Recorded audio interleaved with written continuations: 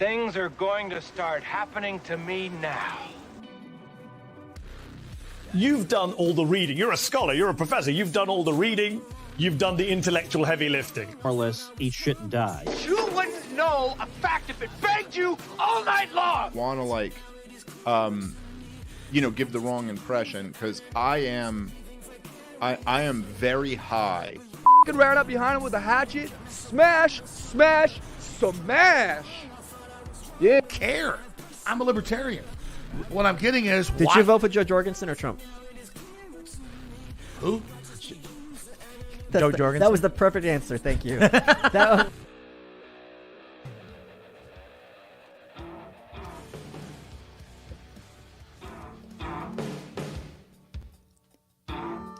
And welcome everybody to the Libertarian Podcast Review. We've got Tyler Yonke, we've got Andy, Blackface Libertarian.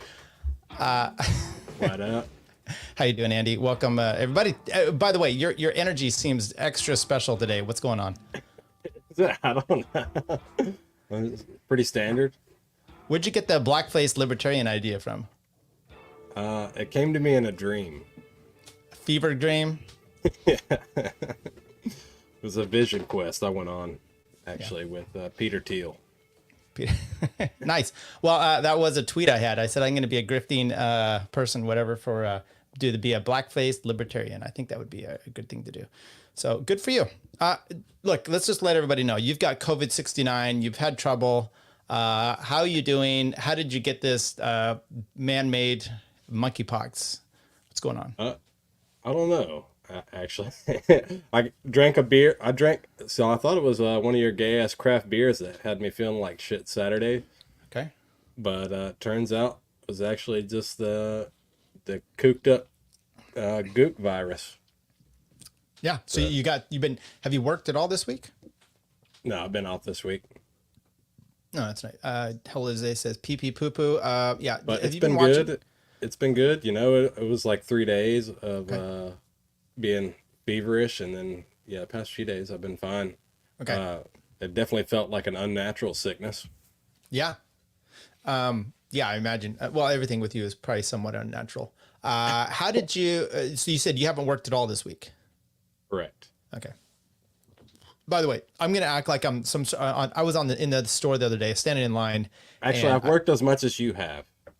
Probably so. I might have made a little bit more money though, just because that's how I build things. When I was standing in line at the grocery store, and I was like, I told my wife, like, people are gonna think I'm like, you ever see someone on meth and they're all kind of cracky, they can't sit still and they're just doing like this all the time.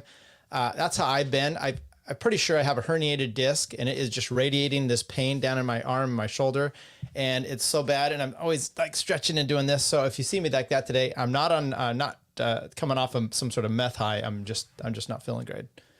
You should get some cocaine and go to the strip club with your friends. Okay. I heard it's a great time. Jose says, let me know if you clipped any of my stuff so I know I should watch. I didn't, by the way. But, Jose, I'll say, I've checked out your Columbine. I lived right there in Littleton, or right outside of it, at the time. So I've been enjoying that part. So what do you know what I think we should do? And I'm listening to it, and I go, look, I lived through it. I heard all the stuff that happened at the time. I don't necessarily know that there's when Tim Tuttle, his guy on Twitter, said there's some conspiracy stuff, so they're going through it. It's not the Oklahoma City bombing stuff to me. I someone who was there and lived through it, I just don't feel that it's as extravagant as they maybe are hoping it's going to be. Jose, you and lived them, so they're walking through it. through. You lived through it. Were you one of the agents on Yeah. in the field? Right. It messed up my golfing that day. I don't think, no. There is some weird stuff around that, right? Like they had some interactions with local police or FBI or both. Yeah, there's a little bit but I believe this was, I mean, it could have been where they were goaded into some of this stuff. I don't know. What I was going to get at, why you and I need to take a big issue, a big thing that happened that's just obvious, and start going down a conspiracy route on it just to get clicks and likes. I think that's what we need to do. All right. Pick a thing. Okay. You're the, you know all about the JFK murder. Everyone's involved in that one, so we can't really do that because that's maybe pick another one. I wish we had some more information on the Nashville bombing. I'd love to go down that one. But that's everyone. I mean, something that's obvious that it's not, and then we can make a conspiracy out of that. I just think that's what's necessary for us. By the way, here's what else is necessary. King. Fox. Hey, Fox and Sons coffee. It's as brown as Dr. Martin Luther King. Here we go. I got the mug. I'm drinking it right now. No, it's good. It's coffee. that good, huh? Yeah, no, it is good. By the way, I'm drinking this beer, and it's 9.4. It's pretty strong for a little 12-ounce can. What is that? It's called Stone. It's an IPA. Okay. It's like a gluten reduced. It's one that I enjoy. That I could. They make that arrogant bastard ale and shit. Yeah, this is just a delicious IPA, double. So it's pretty hefty. But, double IP gay. Yeah, you do. Let's talk real quick. You got banned off of Twitter. No, I didn't. I've never been on Twitter. Okay. Let's do a hypothetical. So let's say you got banned off of Twitter. What would be a good way to do it? Well, a fun way to do it, I guess, if you were me, is to tell a lesbian abortionist to kill herself. Okay. And would they? Probably not, but we can't help but try. Okay. So that's what you did, and then so what's the difficulty of making a fake account and coming back? Well, so now they've got this. I figured out what it was, and it wasn't like I've tried to make some more accounts, and I kept getting stonewalled. Okay. And I was trying to figure out what it was doing, if it was IP banning me or something like that, but I don't think that's what it was.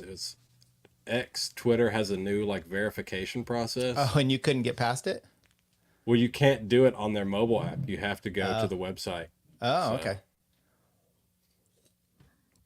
There you go. I started a new one for the show, and I was like, oh, let Andy log in, and then it crapped you out. By the way, that's not totally true. I did that verification when I got a 7-day ban. Remember when they were they're saying it was everyone was getting these things. Well, at least you didn't. This was weird. I got it for they said spam, which I mean okay, whatever. I'd already done my time. Right. But I had to do that thing, and it's real. It's you have to match, and it's the way the instructions are in the little cartoons. It's somewhat complicated. I feel like there's a good chance I don't pass this on the first run, and then I'm like, yeah. There's a lot of idiots on Twitter. How do they keep on? Well, some of us don't. So you literally just could not match 2 dice to 2 dice. 5 to 5, whatever. Well, no, it wouldn't even give me the screen to do the matching thing. Okay. But yes, if it did give me that. So now it's something different. It's picks the image with 2 identical objects. Yeah. So anyway, the point is, I did that before on my mobile, but now you're saying, okay, so that's how you did it. There were some other ways of going around that. Okay. I maybe this show right here, even the title is misleading, because I said I was going to do clips. I was going to do a clip show. And that's why Jose's in here. He's like, sweet, some clips, maybe my show. And then I fucked it up. And I'm going to play some clips. We're going to play some stuff. But, I don't know. JC, have you guys heard of Sandy Hook? You should investigate that. Maybe. I don't think I have enough billions for that. I've never heard of Sandy Hook. Is that in Newtown, Connecticut? Right. You know what? We'll start off. First of all, I do want to talk about this real quick. Promo code REVIEW. I'm going to spell it out for you. REVIEW for 15% off orders of 25 or more. You get your coffee. You could get a mug right there. Fox and Sons coffee, which I think is fantastic. And I'm going to keep pushing it because, one, I enjoy it, and I don't really have a 2. Because they pay you in coffee to push their product. Right. By the way, that's my kids. I get bags of coffee for Christmas because that's just, some kids get their dad's ties. I just love coffee. So they give me good coffee. So, yeah. You should get a mustache for Christmas this year.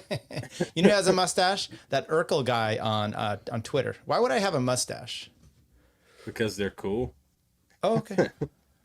I don't think that's true. I'm gonna go here. Let's see if I can find this here.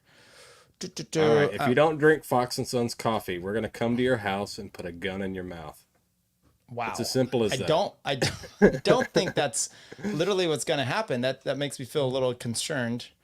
Consider this a credible threat. You're gonna put the coffee in your mouth, gun to your head, and that's all there is to it. Okay, here we go. Let's bring this up. This can be a conspiracy theory. This is Dan McAdams. What do you think of this? He's wearing a Donetsk People's Republic shirt. You know, I asked him about this shirt, and then he mysteriously deleted this image.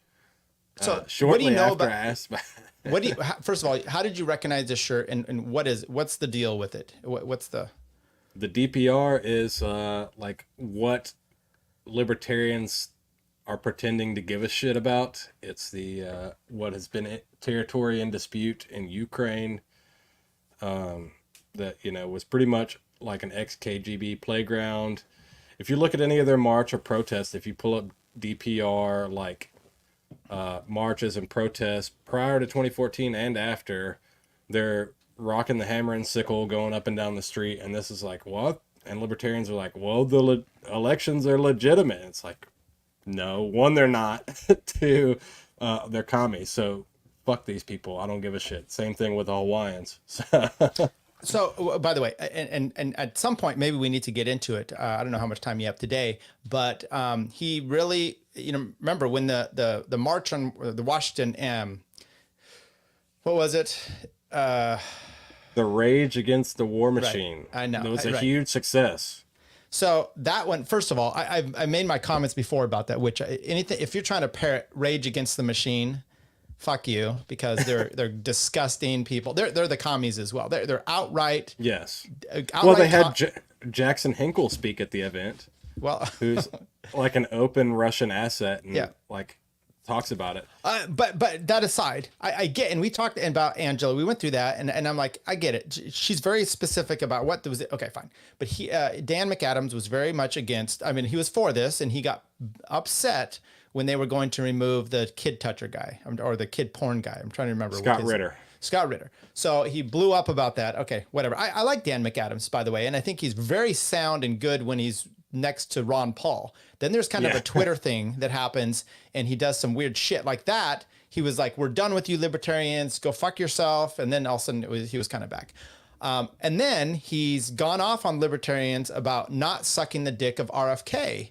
And I'm blown away by that. And now you have Javier Milei down in Argentina, and Dan McAdams just says he is a complete CIA plant.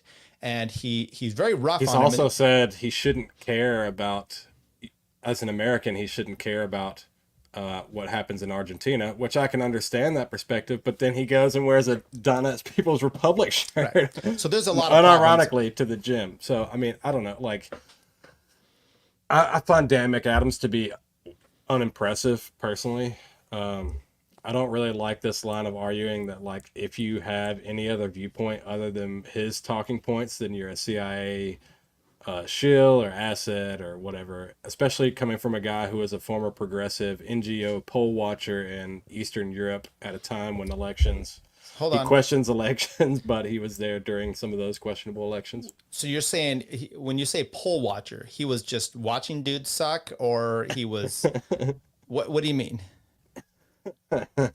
Well, you know, democracy does increase your time preference. 1 or 2 L's in that poll. Okay, maybe I misunderstood. JC said we should be analyzing foreign policy affairs through a neutral lens and not taking sides in a war that should have nothing. I agree, right? Or you can be against some bad stuff. Anyway, I just thought that was an interesting thing that they're going on there. But then we're gonna couch it in here. There's no inherent reason to be pro Putin or pro Zelensky. I would agree with that. Excuse me. So then you managed to get Toad kick himself out of the group chat again because basically going on. He was defending Dan McAdams, and by the way, I'm gonna then pull up the tweets, so it's not just about what happened in private here. But he was saying, in his defense, Toad says, look, Dan's great on foreign policy. Therefore, he can wear basically this quasi communist shirt. What do you say about that? No, it's not quasi. Like they're open communists. Okay. Let's be honest about it. And by the way, I don't know this to be a fact. I just taken your word for it. But the fact that he deleted that tweet without even coming at you, it was just a straight delete. There was no comment. Does say something. Yes, it says a lot. And by the way, let me ask you this: how do you feel? My view on foreign policy is multifaceted, but my view on economics doesn't waver, and I think that. You take a look at the bare bones of libertarian stuff, right? Property rights type of thing, not in the NAP, right? But property rights really does dictate everything. So, which means to me, you can't be a communist and all this stuff. And I think that if you project that and you want that everywhere, you don't take this Caitlin Johnstone view of, okay, I don't want war, but she would imprison you if she could, right? I mean, let's be honest. Yeah, and I can understand if you're wearing like a commie shirt as a joke, like donning some full commie outfit, like kitsch, ironically, but this wasn't the case. And I even asked him about it and he didn't respond. He just deleted it. So well, that's a response. Yeah, it's pretty interesting to see some of the libertarians say, oh, Caitlin Johnstone has great foreign policy takes. I think her foreign policy takes are abysmal because she's bad on property rights. Exactly. Which always makes you wonder. Look, and it's the thing too. Don't get me. And I played it. By the way, the Tom Woods week. Let's be honest. It was a smashing success. Tom said, "Oh, I'm going to have to promote this." And I'm like, "You okay? But you haven't." By the way, I play some clips in there where he specifically is on with Pete Quinones actually, and he talks about.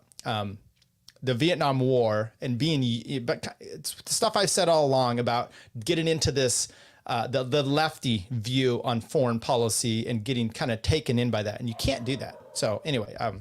Yeah, I mean, there's old right-wing people that oppose Vietnam too, but they don't get the shine that all the hippie communist drug addicts get. Right. Yeah, I mean, my foreign policy is pretty much dictated by property rights. I mean, that's the basis for my libertarianism, and it should be the basis for anybody. So if you're not coming from a place of property rights, I'm not going to give much of a shit of what you have to say about foreign policy or domestic policy. Okay, so I just thought we would let's take a look at, let's do a Brave tab here. There we go. Okay, so Toad, then I decided he kicks himself out of the group chat. So then I decided to troll him a bit, and let's make this bigger here. By the way, big fan of Toad. Not going to vote for him for president, but that's fine. You're not? I was about to ask you who you're in the LP. So who are you pulling for? Yeah. So my friend Choi, last name is Choi. He asked me today and DM me. He's like, so who's the libertarian that's going to run for president? And by the way, I was watching Tower Gang this morning, and they were having a serious discussion about Clint running, and it just reminded me. I'm like, before I got involved in the LP. You kind of do it from afar. Like I get why Gary Johnson and Weld, they're politicians forever, kind of have credibility. And I understand why they seem attractive to like the Beltway types, because you have Toad, you have Chastain, you have Toad looks like he belongs in the Beltway, but he's Clint. In Massachusetts, so it's not much different. You have Clint. I mean, these are the kind of people running, and it's just like my Twitter friends are running for president of the LP and they may get the nomination. And that to me is funny because it's not, I don't think it's a serious thing that they're doing. And that's kind of where we're at. Right. And it doesn't mean you need anyway. So I'm like, it's going to be a Twitter friend of mine, and that's not a good standard. Unless it's me. Right. Still, that's not what we want. Okay. Let's go to this thing here. Cause hang on. Oh, there we go. Toad says, no presidential candidate is better at building infrastructure than I am. No one has overseen the construction of more towers than I have. Okay, that's his platform. That's what I'm talking about. So I said, what's your stance on wearing a communist supporting adjacent t-shirt? well, and Adam says it's gay, ironic. Anyway, he says, anything that pisses off the neo-regimists is something I kind of enjoy. Okay, so what do you think of that? We're going to walk through the Toad. What is the neo-regime? Like, I don't know.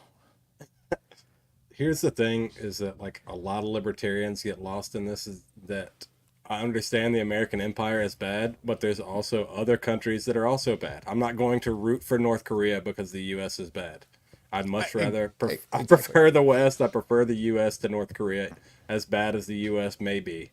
Right. So China Gay Sex LTD, Adam says, what does that mean? And then he goes, to not be a bitch about it. So remember that, to not be a bitch about it. Okay. Don't overdo it. So I said, Toad comes out for communists. And I put the Che shirt, because that's to me, I mean, Dan aside, that is the quintessential thing. The high school or college kid wearing the Che Guevara shirt. I had one of those in college, actually it was when I was in law school. No, it had a Che and it had the circle with a line through it, like, not out here. I stopped wearing it because people were it wasn't so bold that they should, it meant no. They're just like, oh, Che. And I'm like, oh, fuck. So I said, fuck this. Unless you're wearing a shirt that just says kill communists. Right.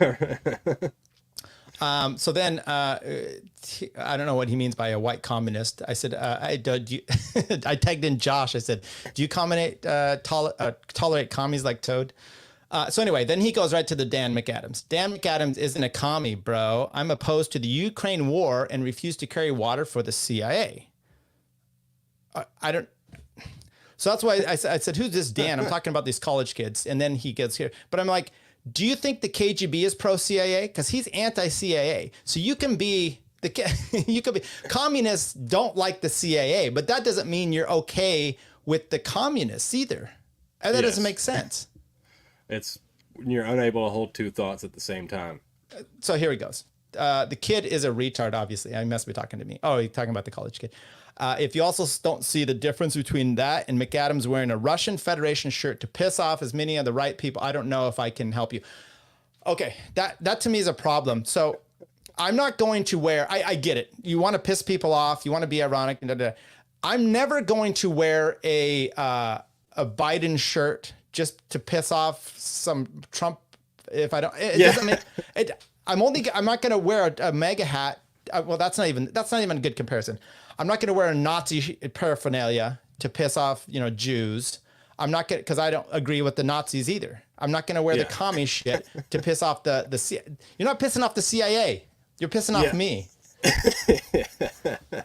Well, that's why I asked him about it. I couldn't give a fuck less about the CIA. The CIA would never call me for a job. And all right. So that's my Toad shit. I'm perfectly fine with Toad. So Libertarian Dave Smith comes out this week and says, nah, I'm not going for it because I want to spend more time with my family. What do you think of that? I don't. But it's been interesting to see. I guess some people have been melting. You said, what do you mean you don't? I don't want you to think about it. I just want an opinion. You don't even have to think about your opinion, but I want us to give our opinions. Come on, Andy.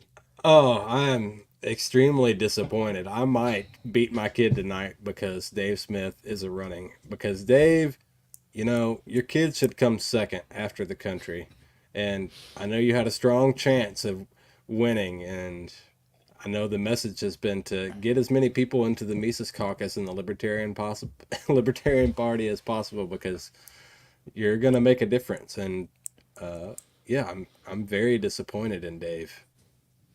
Okay, that's so. What about Josh? So you must feel Josh Smith is admirable because he has like 3 more times more kids, and he is running. So. Yeah, Josh is a stand-up guy. He's got my vote. I'm voting Libertarian all the way.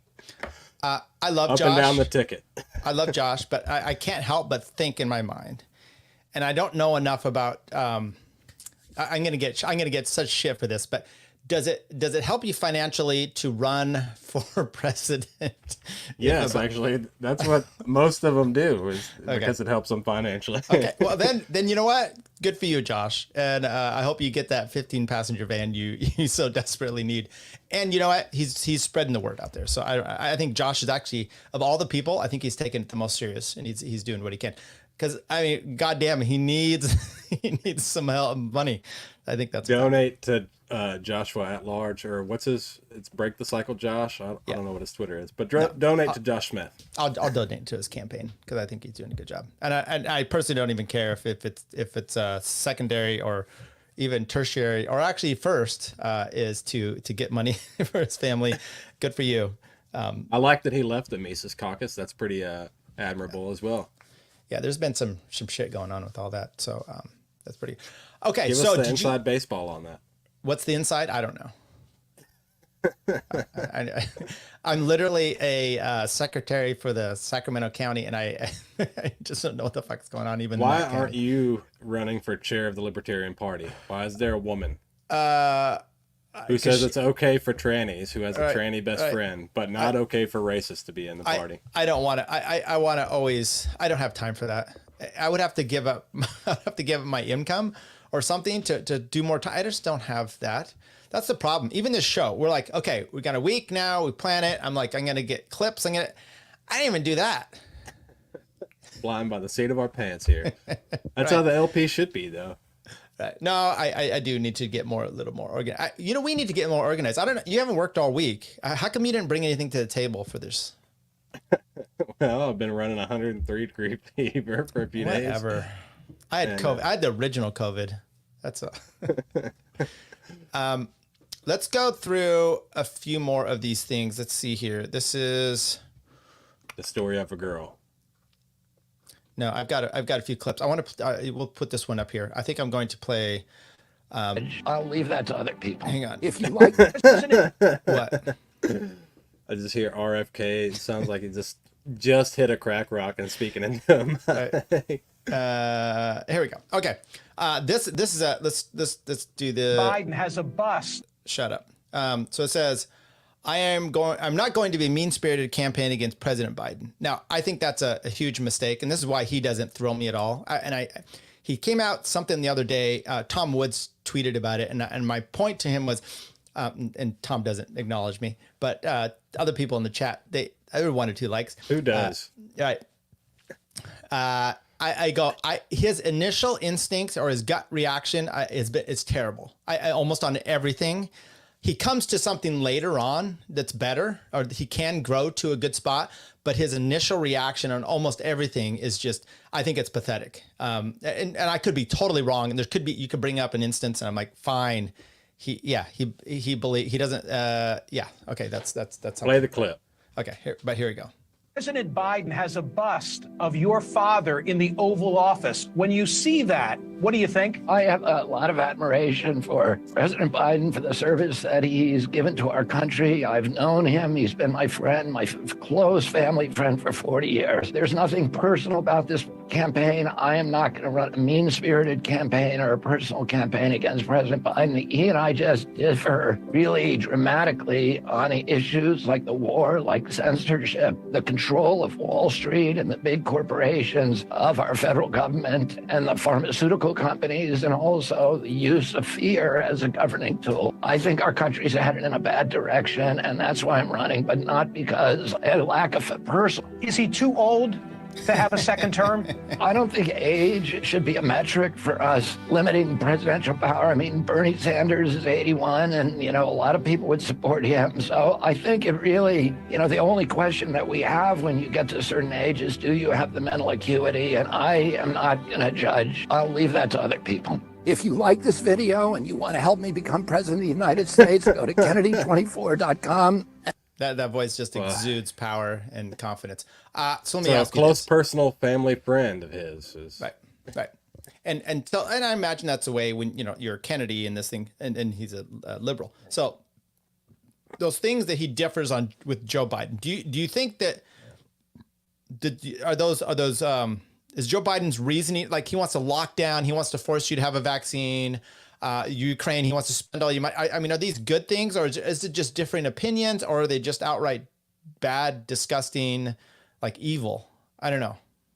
I mean, I know, but what do you think? I mean, it's definitely evil. I'd like to see, I would rather have a candidate that has some teeth to him, who's like pissed off and angry and is going to get up there and drink beer and deliver Stone Cold Stunners.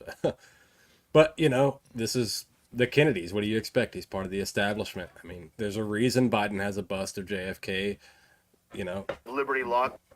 Sorry. I thought I had it muted. Yeah, so forget Keep where I was going. You interrupted. Clint interrupted, or Dan McAdams. I'm going to play another clip here. So my thinking, I watch this and I go, okay, you're trying to be nice, but I mean, if then what's different? You're just like, oh, and maybe this is the truth, which is we're just different on policy. And I think that's the problem you see when you talk about the uniparty. You know, the Democrats and Republicans are saying that it's a show. It's, you like wrestling. That's really what it is. But behind the scenes, it's not the Iranian guy. They're going out, they're slamming hookers together. It's all fun and games, but then you've got to put on a show in front of everybody. Meanwhile, I'm getting taxed up the wazoo. You're getting trannies shooting up schools in your neighborhood, and they're just out, hey, it was just fun. We're just all good buddies, and they send all your money over to Ukraine. I'd like someone to get pissed. You know, that's why I think I like Thomas Massey, and I think that's why people like Trump. And because he basically, I don't like Asa. I call him Ada. Why do you call him Ada? I can't say. And I'm like, damn, I've gone through my head multiple iterations of what's Ada? What's the body part that's ADA? ADA? Maybe that's America's Disabilities Act. What is it? Yeah. I mean, do you know what I'm talking about? No, I don't. But this is the Richmond, no. Richmond, north of Richmond, right? No. So just talking about the Kennedy and Biden and the like. Like, Tucker, we're not actually pissed. Yeah, I know that. But let me get back. Tucker interviews Trump. Did you watch that interview? No, I need to. It's on my list. Okay, so Tucker is in there. He asked, Trump immediately about the debate, whatever, and he's like, the bunch of losers. Asa Hutchinson's up there. I don't call him Asa. I call him Ada. He goes, why do you call him Ada? I can't say. I don't want to get in trouble. And so that's why I'm like, what is Ada? What is it possibly Ada that I don't know why you call him Ada? What? A dumbass. There you go. Thank you. That's why I needed you on the show, perhaps. Yeah, that's probably what it is. Did you watch any of the Republican debate?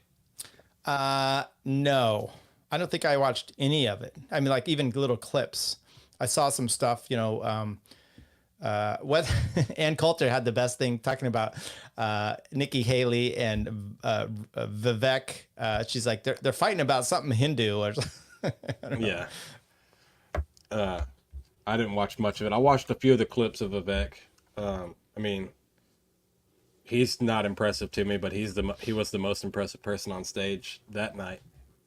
It is interesting because you see like different people, react to it, and I know so much of them are they're polling for one person. So the winner is their guy, no matter what happened. Meghan McCain thinks that Chris Christie won as an or Nikki Haley. I don't know which one. I think it was probably Chris Christie because she's fat too. I mean, I don't know if that's the reason. So it's always interesting to see the different ones. Look, before Nikki we Haley. go. Huh? That's who she thought won. Nikki Haley, because of her Israeli stance. Yeah. And I've noticed that the GOP is definitely on their knees heavy for Israel this election cycle. I think they've kind of sensed that the populist base is not really into giving foreign aid and fighting wars for Israel, and they're really trying to reel them back in. And also, Israel is getting pretty jealous seeing all this money float over to Ukraine. They're trying to siphon some of that foreign aid over back their way. I heard, I turned on to Glenn Beck, was it yesterday? And he was talking to some lady that called in, random caller that he still does. And she said, she was tired of the DNC. She's been a Democrat. She's still a registered Democrat, but she wanted to check into the Republicans just to kind of see what they're like. And I tend to believe her just the way she was talking. So then Glenn's like, so what's happening in the world that, that you feel like, why are you tuning into them? And now I don't remember what she was. I had a whole point.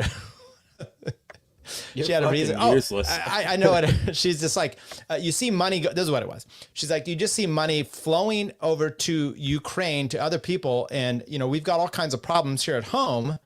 And she's like, I don't even see that they're giving money to Hawaii. Well, they're $700 a person. I don't know why she's screaming that there's a problem. That seems like definitely enough to take care of your burned That's out more house. than they deserve. Could be. It could be. We talked about that. So anyway, I just thought it was interesting that the random general person is actually saying some, maybe it's, maybe there's a problem with the amount of money you're giving away all the time. And I mean, that tends to be the leftist perspective is we need more money for welfare at home type deal. Everything good there, Andy? You got some problems going on behind you? I thought I put on the channel for the Titans because I wanted to glance over and occasionally check the score, but I guess I was wrong. It was on the Big Bang Theory, and I can't have that going on. Oh, so you were changing the channel again? Because it took you, like you said, I'll be there in 2 seconds trying to put on the Titans game. And I'm like, how difficult is it to put on the Titans game? Well, this TV is a piece of shit, so pretty difficult. Okay. Whoa. I just disappeared there. Okay. So how about did you watch any of the debates then? Like I said, I just watched a few clips. I'm a Mike Pence guy, so that's who I'm pulling for. Everybody on stage, really has a deep, fond appreciation of Abraham Lincoln. Right. And, for that, they deserve my respect.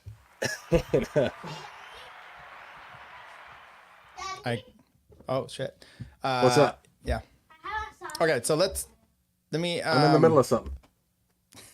You're in the middle of something. I'm going to play this. This is a clip. This is your buddy, Dan McAdams. Let's play this here. Oops. I'll preface this by saying I've never been a big fan of Giuliani. There's a lot of things about him I don't like, and I think that's true for a lot of Americans. But put on this next clip because I think it's very important. And this is Clint Russell of Liberty Lockdown. I've been on his show. He's a great pro-liberty podcaster. Pro-liberty. Probably wouldn't be caught dead wearing a commie shirt, but then. And I think he makes some great points here. Now you can see this mugshot of Giuliani. I kind of like that look. It's sort of like a New York, tough guy look. But here's what Clint says. Set aside how you feel about Giuliani.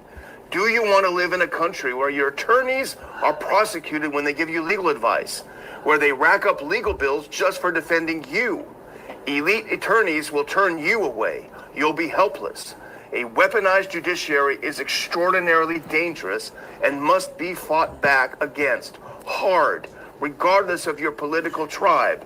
This is a danger to everyone.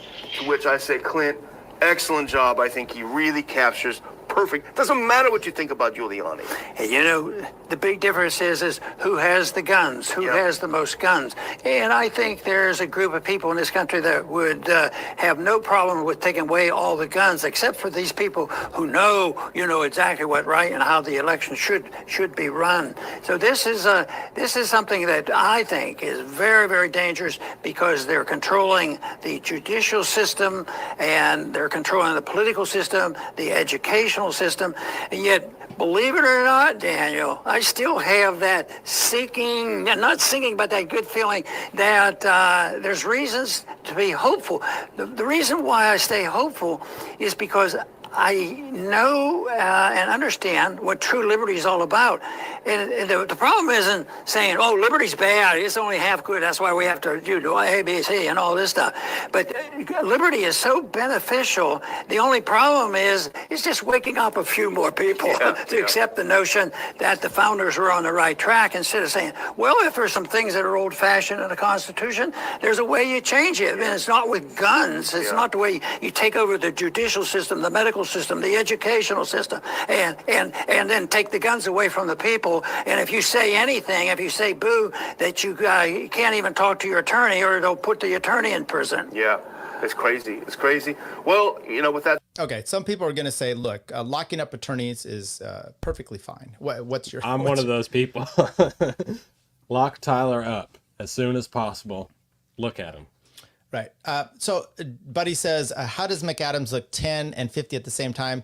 How does he look like the pedophile and the victim? I think that's really what you mean. I don't know. I don't know. That's good. We got a new Biblical Anarchy podcast. This show is like the NFL Red Zone for libertarianism. It could be. I don't know if that's good or bad. Did you watch, good in the Red Zone? Have you watched any of the Dave on Rogan?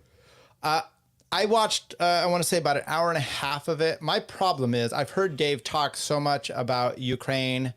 I don't really need to hear that again. So I get a little bit, I'm bored. Yeah. Yeah, honestly.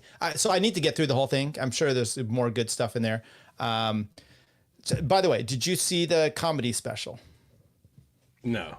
It's solid. It's 30 minutes, made me laugh. I watched it, and then I watched it with Gina, and we both laughed. He misses a great opportunity to say the N-bomb at the very end. And then listening to Top Lobster and Clint this morning talk about it, I guess in he does a 60-minute show. And he actually does that at the end. So he talks about not saying the N-word early, and then he can close it, and there's like a hook, and I'm like, you missed it. But evidently he does when he does a 60-minute show, or maybe just not for this big one he puts out.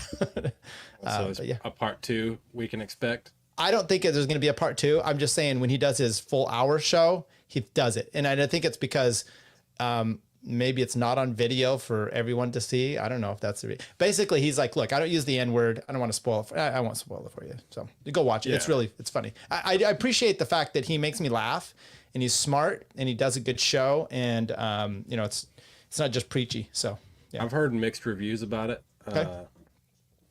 But I'm not a huge fan of just how much political comedy is in it. I would say maybe about a quarter. And even then, it's did you watch his Libertas one? Yeah, I did. Or I listened to it at work. Okay, well, did you think that was too overtly political? I mean, it wasn't like haha funny to me. Like, I like Tim Dillon more as a comedian. Did you watch his last special? Tim Dillon's? Yeah. The one that was on Netflix? Yeah. I didn't watch it, but I was there in Austin when he filmed it.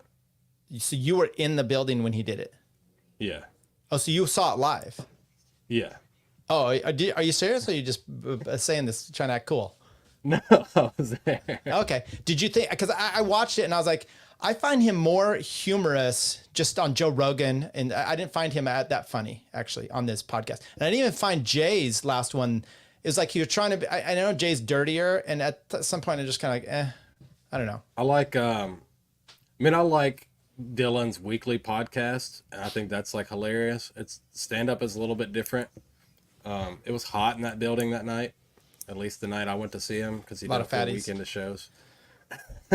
Yeah, and then I don't know. I mean, it's like it had its moments, you know what I mean? Yeah. But stand-up's different. It takes a little bit longer to like build up and set up your punchlines and stuff. Like, it's not like you could just press a button and say, "Hey, young Jamie, pull this up so we can laugh at it." You know what I mean? So it's like. By the way, there was a comment. I think Dylan was on with Rogan, and he said he was talking about Kamala Harris. He goes, "She speaks in gypsy rhymes," and then he started talking about it. And then Trump is on with Tucker, and he talks about Kamala. He's like, "She speaks in rhymes," and he's like, "What do you mean?" And he's like, "I take the bus. The bus is good." The bus is here. The bus is there. The bus is everywhere.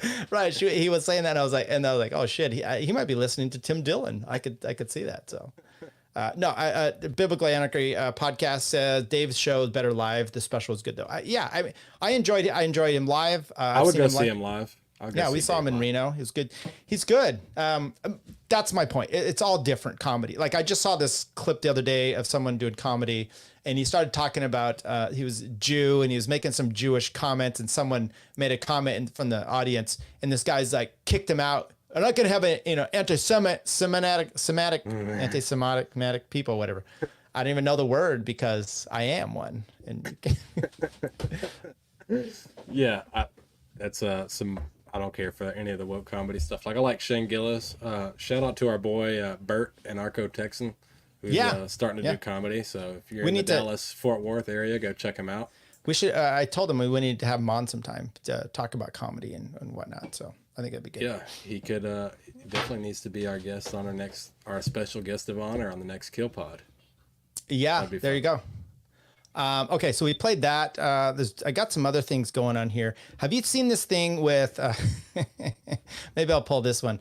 Did you watch Larry Elder on the Breakfast Club? Okay, let's talk about that real quick. So Charlemagne the God had on Vivek. Also had on Larry Sharp. He also had Cornell West on. Oh. Diddy. Okay. I saw that. I saw the only the clip for the Larry Sharp one. It was okay. I mean, people are like, "Oh, he slammed him down," and I'm like, "I guess." I don't know. Did he? What did you think? I mean, for black people, yeah, I guess so.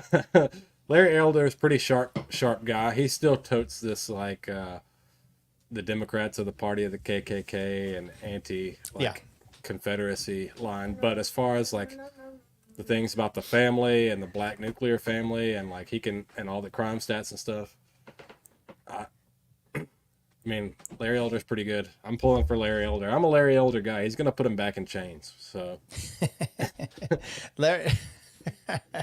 Yeah. So I mean, he's an interesting guy. I don't know if you ever listened to his show or anything. I always enjoyed it. Well, let's get here.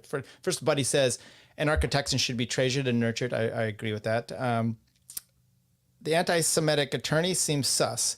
My name is Yankee. It's German as can be. My mother's maiden name was Eisman. It's German as can be. He's Ashkenazic, folks. He doesn't want to tell you. Absolutely not. I take put a drop of offense his to blood that on a piece of paper, and the devil of himself comes out of it. Yeah. But no, the Larry Elder thing was pretty good. How dare you insult Larry Elder, biblical anarchy? He's much better than Ben Shapiro. But I don't think he's so. Jewish. Whoever the black woman is on the Breakfast Club, she's horrible. She's pretty much the meme of the pushing the per capita afro up the hill. Like she just doesn't get it whatsoever, and she's extremely combative. And they just like kept trying to talk about why white people are the devil on the show. Larry Elder's like, how about black people take responsibility? And like, but why would we? So I heard the Vivek one because Clint Russell did his breakdown of that interview, and she's asking him how Vivek, you know, and I encourage you to go listen to Liberty Lockdown, that podcast I listened episode. to a little bit of it. Yeah. Oh yeah. So it was good. And it was so frustrating. I was in Tahoe, Lake Tahoe last weekend, and I'm driving home listening to this, and I'm like, it's making me go crazy because it's so bad. And she's like, I want you to answer the question. And then she goes on and has filibusters. Then and then he goes, well, and she goes, stop filibustering. And I'm like, I would have said, listen, bitch, you know, shut. And you know what? This is the right's problem too. If you've served in the military, you can be a cook. You can be the worst person ever. You can be court-martialed, and they would still say, oh, thank you for your service. Now, my father-in-law served. Good for him. Okay, I love him. I mean, he's dead now, but I mean, it's not extra special. He joined. You know, the people were drafted too. So Vivek can't push back against her because she's like, I've served. I've been in the military. Now, if you're a libertarian with balls, you may say, okay, big deal. You know, someone else did, you know, the Foreign Service or the Foreign Legion or something like this. That gay blonde kid, what's his name, who makes a big deal about being a conscientious objector and burning his uniform. Yeah. What's his name? Dylan? I don't know. Is that the guy? He's okay. Dylan something. You can be good or bad. Just the military doesn't mean anything. I mean, so you have. He had to walk the line of like, oh, she's okay. I can't push this. You know, yes, her service is much better than. What the fuck is going on? Maybe in the 50s it meant something but then at that time, all the men in the 50s were like different, cut from a different cloth than black women who are in the military. Right. So that was frustrating. So Vivek couldn't really defend himself. And then And I don't know, it was just pretty lame, but she's horrible. And I'm like, what's more embarrassing? The fact that what was the deal?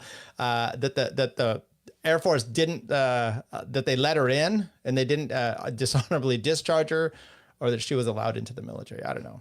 You know who they'd love on that show because he also wants reparations? It's the greatest living libertarian of our lifetime, Maj Touré. Oh, I thought you were going to say someone else. Yeah, Maj Touré and would get, you know, a sweet softball interview. And they're pretty soft on, they were very soft on Cornell West, as you can imagine. I watched a little bit of that one too, just to see what was going on in Nog News. But yeah, I mean, it's about, you know, what you'd expect from people with 80 IQ. Yeah, so it was a little frustrating to hear the even the Larry Elder one. Look, Larry Elder, he you're right. He's similar to Dinesh D'Souza, which he takes all the standard Republican lines. You know, you were Democrats were all the KKK, which it's fine, but he takes all those standard lines and he pushes them back out. Kind of like, you know what? That's not so wrong about Ben Shapiro. It's kind of the similar thing. I think Ben's better, a little more nuanced, but the Dinesh, Larry Elder, a lot of these, they like to just take the same, and they're really good on some things, but then they're shitty on others because they can't think out of here's what's all been preached to me, so I have to take the same line. But libertarians get that way too. And what I mean by that is, we did the thing last week with the Reason magazine. Anything that comes out with Reason, any of our good buddies, Mecox and us alike, kind of take them on, and we instantly, like, they had a thing about Javier Milei, and immediately James Gentleman, who I like, he's like, I didn't watch this, but I'm assuming they shit on this guy, that he's not a real libertarian, but they'll accept Dan McAdams saying that, but then it's not okay for Reason to do it. So anything Reason does is shitty. And I'm watching this thing today, and so far I can't find, I don't think that's the case. I don't think they're saying Milei should be shit on. I haven't seen it. It's a good analysis of two people down in southern Argentina, South America, the southern border, not the southern border. So I don't know. I have to use the word southern South America. Anyway, and they're like, they're Browns of the Western Hemisphere. Yeah, but what's wrong with doing a good analysis of someone like this? These people, the Reason also shits on RFK, and I'm like, well, yeah, he said pro things about Chavez. Why? Who cares? I don't. So he said the right thing about a pharmaceutical drug. Okay, fine. 6 months too late. Chavez. What are we doing here, people? Yeah. Go on. Continue the rant. You know how smart solutionaries are. I don't even understand that word. That's always confusing to me. Like, is it me? Maybe I'm the one that's wrong. No, you're exactly right. Like, Dan McAdams can get away with wearing a commie shirt and promoting RFK, and got people from our side promoting Vivek and RFK, but if Reason comes out and does the exact same thing, then they're all down Reason's throat. So there's no real consistency there. Yeah. Okay. You're getting me, Minder. What about Charlie Kirk and the gang who are picking up the white pride mantle? Charlie Kirk, first of all, is one of the biggest piece of shits ever. He's just so dumb, and I know he used to like Rothbard, and he was on with Malice, and so he comes out and says this white thing. Then you have Ben Domenech comes out and says white is a color, and then goes off about this. And I'm like, whoa, white technically is not a color. It's not on the spectrum. It's not spectral color. It's a shade. It's the absence of color. Black, yes, the absence of color. It's not on the spectrum or whatever, like the autism. It's on the grayscale. It doesn't have wavelength, so it's not on there, and it's technically not a color. You dumb fuck. Unlike your wife, who has wavelengths when she jumps in the pool. I don't know. I don't know who Ben Domenech is, but it's Meghan McCain's husband. Sorry. Oh, okay. I think it's all right if TPUSA takes up this white identity stuff. I'm sick and tired of Republicans trying to pander to every minority who hates them. You're never going to promise the blacks enough welfare. But no. I'm sorry. You can't do that, though, because Charlie Kirk will be, and I don't know if he's trolling, but he will try to be the kind of person like, all lives matter. Now come at me. Black lives matter is racist. So I'm going to say white is, be pride. Okay. So which is it? I know he's a fucking Lincolnite retard and claims he knows all this stuff that he doesn't, but just for perspective. Is he trolling then with that comment? I don't think he's trolling. I think he's trying to hitch his wagon to what's going on right now. Then if that's fine, then why can't black people be fine with their pride? I mean, they can. I prefer they are. Okay. Then, Instead of demanding access to white people all the time. So yeah, you can't get mad at them for having pride and then you wanting pride. I do get there's a difference though of saying, what if I were to have a white only club at school, right? Okay. Well, yeah, let's do it. Yeah. Segregation. Bring it back. You know where I stand. No, I mean, I don't think like Charlie Kirk would be anyone I listen to on just about anything, but for the, millions of retards that follow Charlie Kirk and are into that sort of thing, then sure. It's better than him, praising Lincoln or MLK and all that shit. So I don't know. I mean, Ann Coulter is pretty good on like the white working class stuff and has been for a long time, even though she's a filthy coal burner. Ann Coulter hit me up. But I don't know, people like Chris Rufo and they're like, and even to an extent, like Tucker Carlson's like, I'm not my race. Like, well, it doesn't matter if you identify as white or not. Other people do, and they don't like you. And actually, they're openly calling for white genocide and have been for years. Yeah. So I maybe I differ a little bit from you. I just the whole race thing just annoys me. I don't give a shit. As long as my kids are marrying white, what do I care? No, I didn't even care about that. I am more concerned about. I remember my I don't know if it's my grandpa or something. Guess in the who's church. coming to dinner, Tyler? Right. Stuff in the church about, there's the thing in the Bible about unequally yoked. That's the comment. And I know a lot of religious people used to say, oh, that means you don't marry interracial. And for me, there's so much more important things like being, as an example, with my wife, she's white though. So this maybe doesn't pertain, being on the same with her politically, mentally, spiritually, how we raise our kids. That's a huge deal. How we are financially. Yeah, but you understand the likelihood of that is higher because she's white. True. I is it though? I don't know. I Yes. mean, she comes from kind of a no offense, a shitty family, right? I mean, she emancipated at 15. Let's look at the is different crime than them. stats. Huh? Let's look at the crime stats, even of shitty Oh, whites. she committed crimes, some against humanity. I did that too. Yeah, marrying you was one of them. But I mean, just whites just commit less crime. Even the why is that? What is that about? Do you think that's a situation where it's been because you look back like they're intact families before right after slavery, as a matter of fact, up until probably Johnson's destruction of the American family and the black family. And do you think it's that, or do you think it's just inherently has to do with their melanin? Let's really get into this. I think it's both, right? I mean, like genetics predetermines like 40 to 80% of your outcomes. You can't. People will believe that you could be tall and have a certain color hair and a certain color eyes because of genetic, but then they're like, oh, you ended up poor because of purely socioeconomic factors. That's why you committed crime. Even though there's plethora of studies out there that link, history of crime to families, and things like IQ or genetic and heritable traits. Obviously things like culture and environment play a factor. You're less likely to commit crime if you have both parents. Not that you won't commit no crime, but you're just less likely to. So, I mean, I don't know. If you're going to have a low IQ and be predisposed to crime, it's better that you have an intact family. Yeah. So let me ask you this. Let's say things weren't the way they are in the early 60s and the black family was intact. They were what you see on the Cosby Show. Not Bill Cosby himself, but the Cosby. Even then, it's like, hey, he had an intact family. Sure, he was committing some crimes.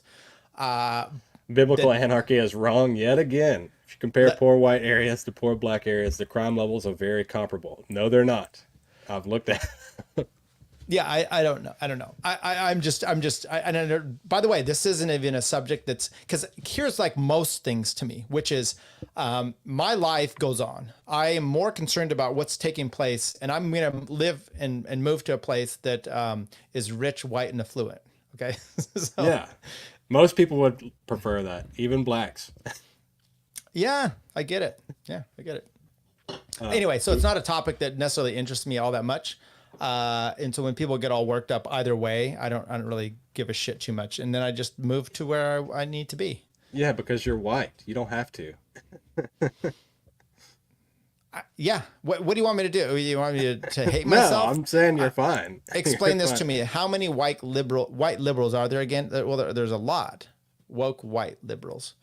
There's a lot, but that's. I think that a lot They of that still commit less crime than people in Detroit. Yeah, could be. Okay, let's get off of this. Let's go to this next one here. This is Carlos Santana. So evidently he came out and he said, "A woman is a woman and a man is a man." What do you? But then he also has this. So what? What are you supposed to do about this guy? That's Toad's guy. He's pissing off the regime. He's pissing off the regime. He's saying the right thing. This is why I did bring this up. It all circles back to the Toad thing. He's saying the right thing, but then he's this. And you know, I think, I'm trying to remember. Now, I don't know if Nick Gillespie meant to do it as a way of shitting on, I think he brings up the fact that Che Guevara would actually imprison and kill gays, lesbians, trans at the time. He would have no problem doing That's that. the only good thing about him. Right. So I don't know if he's saying, hey, he wore a Che shirt and he would do this, so maybe just don't listen to celebrities. Probably taking the trans side of this one. Okay, could be. My point in a lot of this, and it even goes back to what we talked about last week with Richmond and Richmond, which is, who cares? Who cares what these? This is a singer. I don't care if, you know, I listened to Depeche Mode and that guy put more heroin in his body than all of Detroit. So I don't know. Yeah, I mean, Carlos Santana can play a mean guitar, but you know, he's brown, so I kind of expect this behavior from him. He doesn't want us to get off of this. He said they commit more legal crime. Yeah. Whatever. More legal crime. They advocate for state-sanctioned crime. Okay, now we're getting into liberty. White liberals are going around with doing rainbow flag drive-bys and shit. That's a thing here in my town.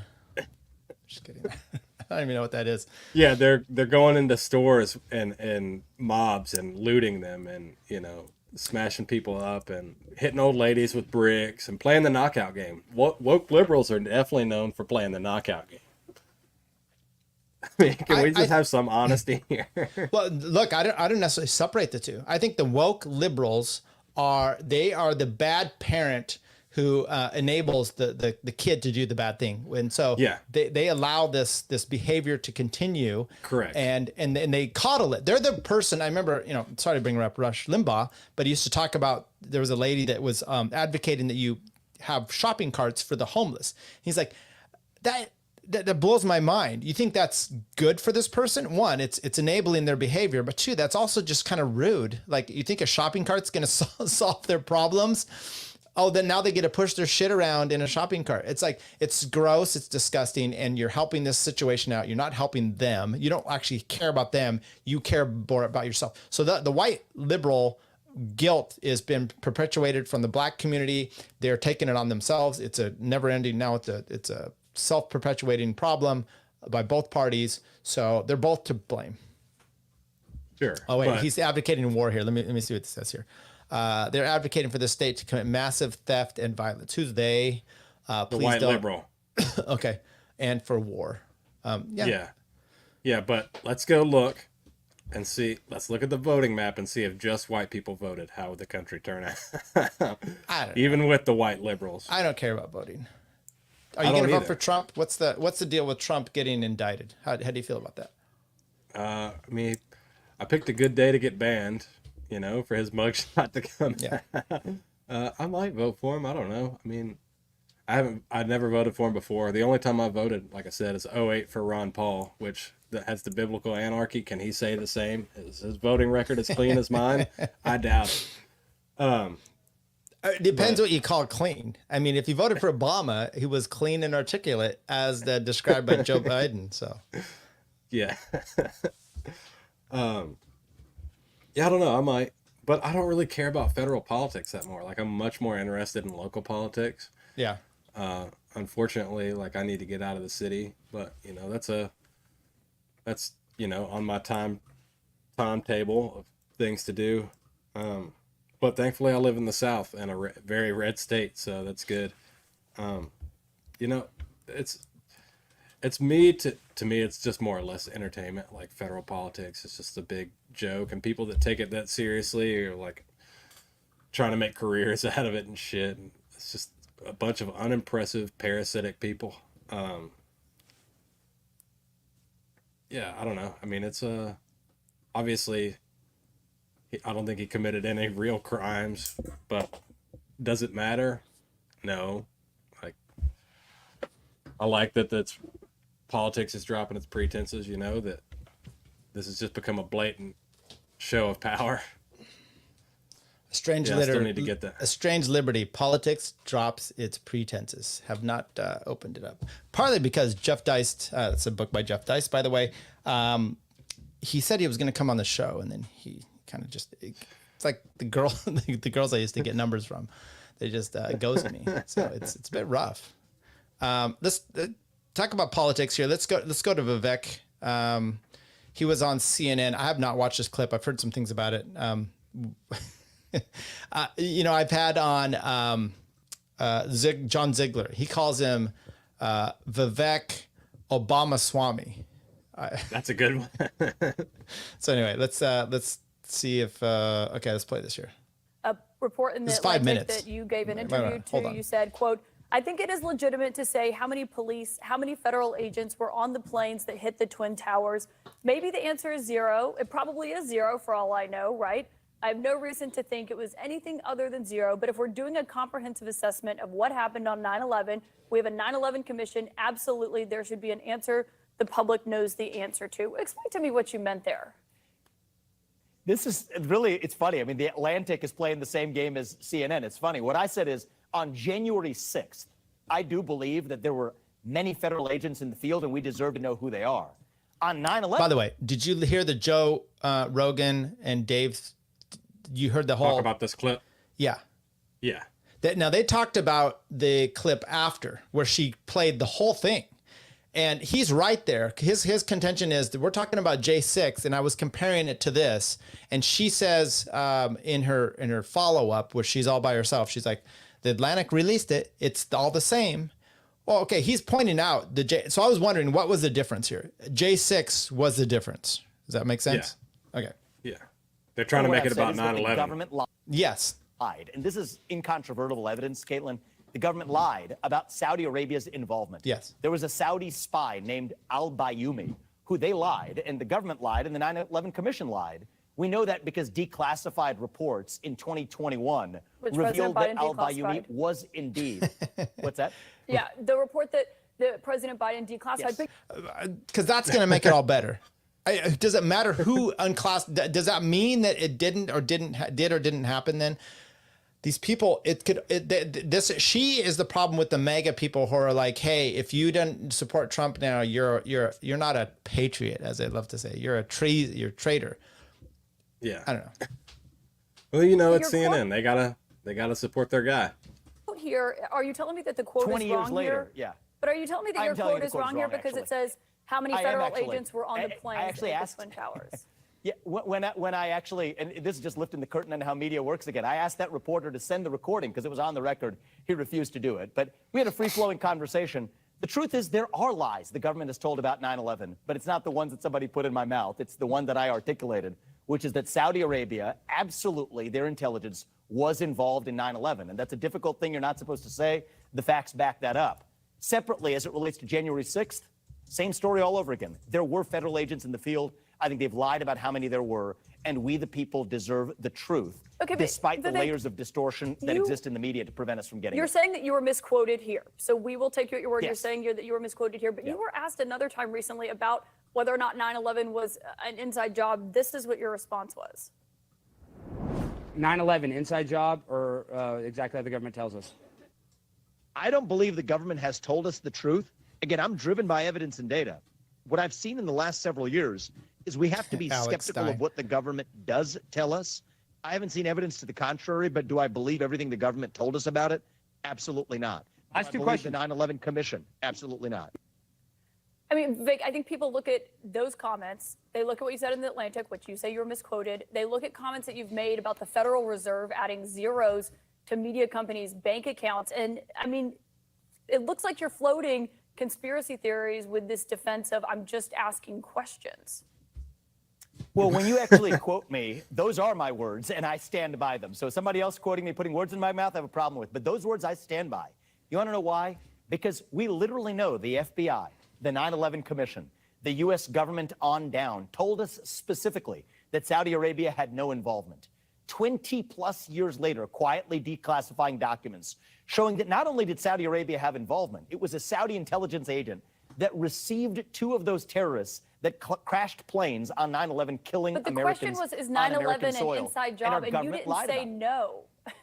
Caitlin, that's what I think people are looking at. Caitlin, She's you know not that really smart, funny? let's be honest. You literally just played that, and you could play it for your audience again. He said, or do you believe everything the government has told us? And my answer was, I do not believe everything the government has told us but you see because the they point. lied. The point is and that I know it leaves this game the door comes up, open. Caitlin, It's every not time a there's game. an outsider it who leaves comes the door in. Open, Vivek. It leaves the door open, and someone who's Caitlin, a 9/11 truther we looks have a at that and government that says, that's exactly what I lies. believe. So he's got their vote. You think the government's lying about 9/11? He looks like a 9/11 pilot. I think the government has systematically and for a very long time. He would have been in the bathroom, let's be honest. Lied about 9/11. And I think I'm the only president. No, he would have went right in the aisle. He wouldn't go to the bathroom. Hey, they land on the Saudi moon. Arabia's Shut involvement. It is absolutely true. But you don't that think Saudi that 9/11 Arabia was an inside job, involved in 9/11. correct? Of course not. And I've never said it. But the But media that's a pretty filters do simple create answer. a lot of It's not falsehoods. a media filter. but You have to that's the stop truth. blaming. So this is so crazy. She asked him a question. He's unambiguous about his answer, and she's like, "See, that's all you have to." No, it's so frustrating. It's all about framing, right? Like she's just trying to frame it a certain way that he's like a tinfoil hat guy, so they can write him off. Yeah, and he's not accepting the framing. And I'm telling you that the comments I made, the ones you just played, are indeed what I believe, which was not that 9/11 was an inside job, but that Saudi Arabia absolutely was involved, and our government for 20 years lied to the American people about it. There was an entire That is 9/11 hard commission fact, report actually. on this. Yes, and it lied. And I'm sorry. A government report. You can't go wrong. I mean, we saw the Warren Commission. That was right. Yeah. It was false. I mean, and in fact, you're leaving the door open here for anyone to ask any questions. Right. In fact, you know where that's coming out, Caitlin? There's now a federal case in the Southern District of New York, where the government of Saudi Arabia is being sued by victims of families. That's why this is resurfacing itself.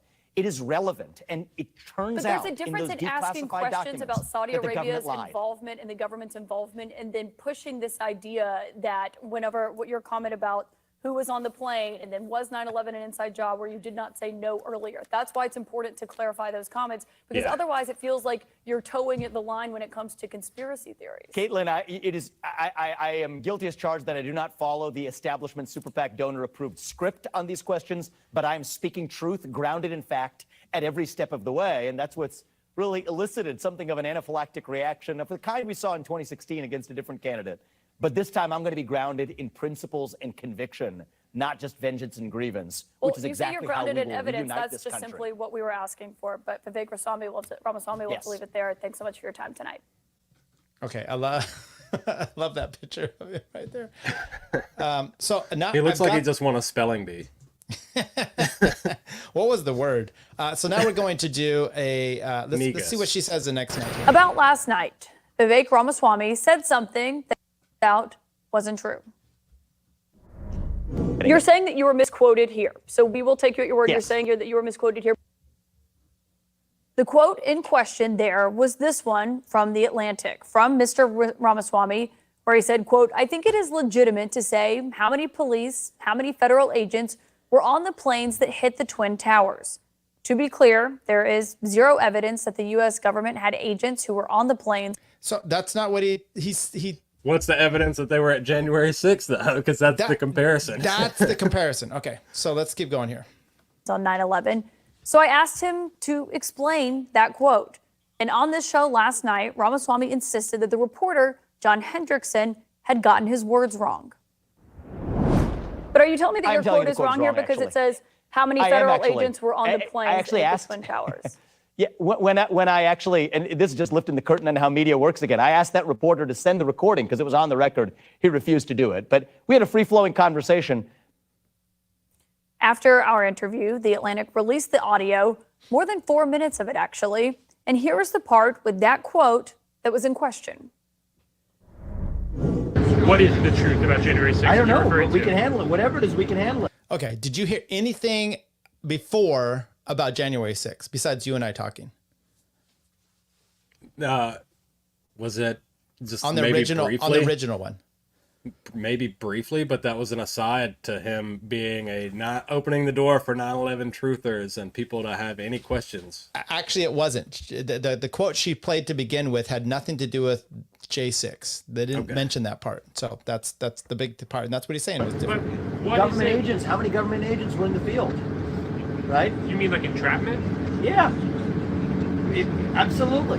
Why can the government not be transparent about something that we're using? Terrorists, or the kind of tactics used to fight terrorists, if we find that there are hundreds of our own in the ranks of the day that they were, I mean, none of this was on on that between original. entrapment and the difference between a law enforcement agent I identifying think it is legitimate to say how many federal agents were on the planes that hit the Twin Towers. That's where it started. I think this is the part that it started with, as I think. I mean, I think it's still legitimate. Maybe the answer is zero. Probably is. What's that? I think it's still legitimate to ask, who in the government may have been involved with 9/11.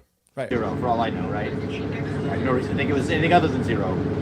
But if we're doing a comprehensive assessment of what happened on 9/11, we have a 9/11 commission. Absolutely, that should be an answer the public knows the answer. That's the one where they lied about the anthrax? You just heard it yourself. He was, in fact, quoted accurately.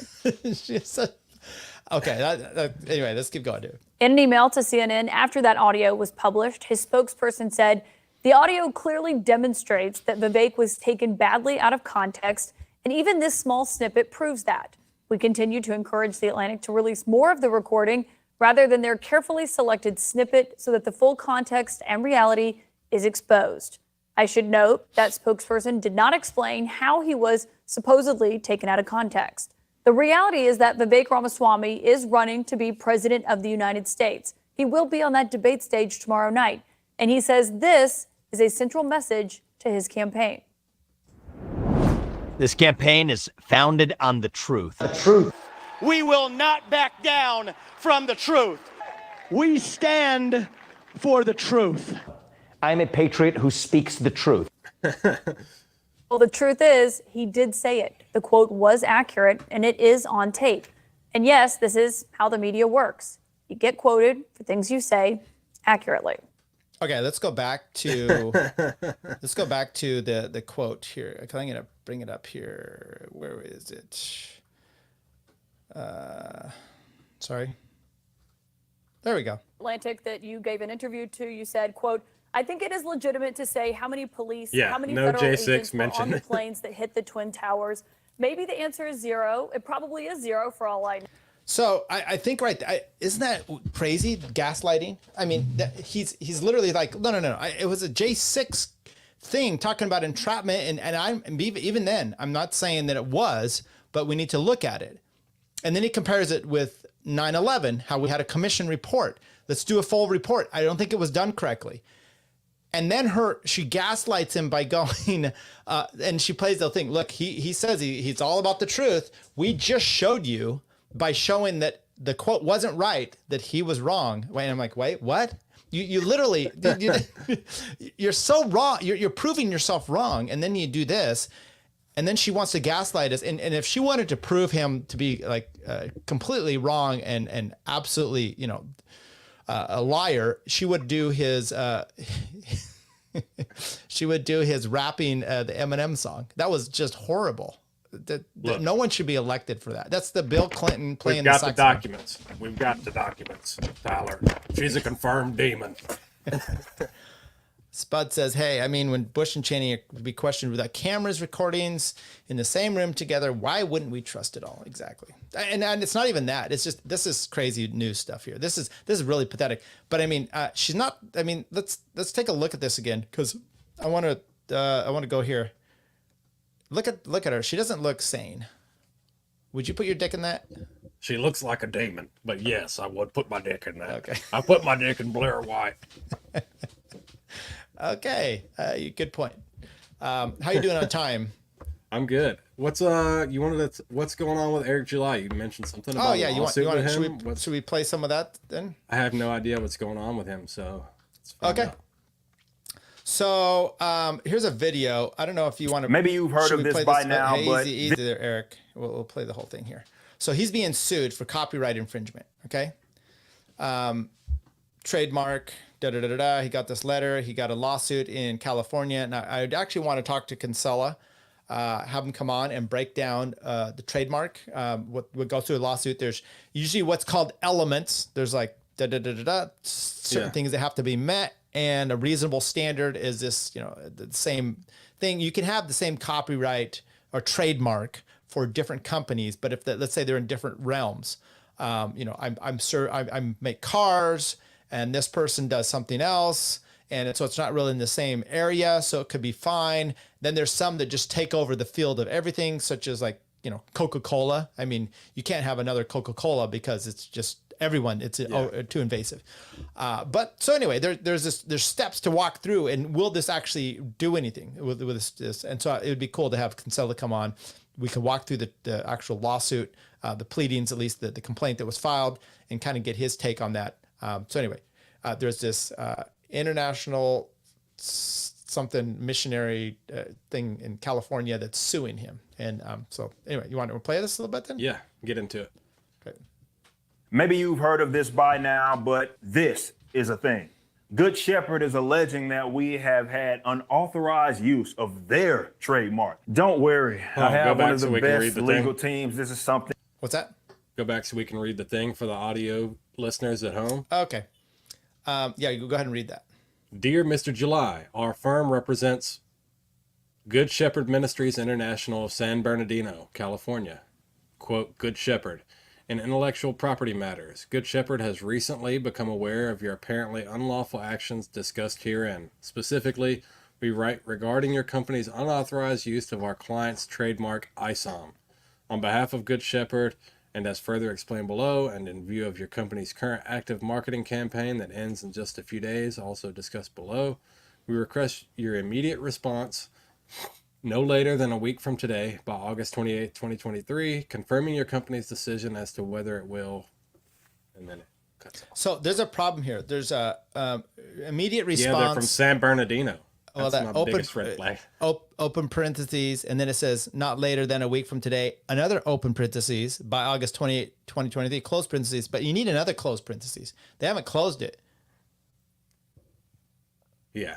I don't understand what's going on. And then there's a close parentheses up here with no open parentheses. What's going on? What's going on? Okay.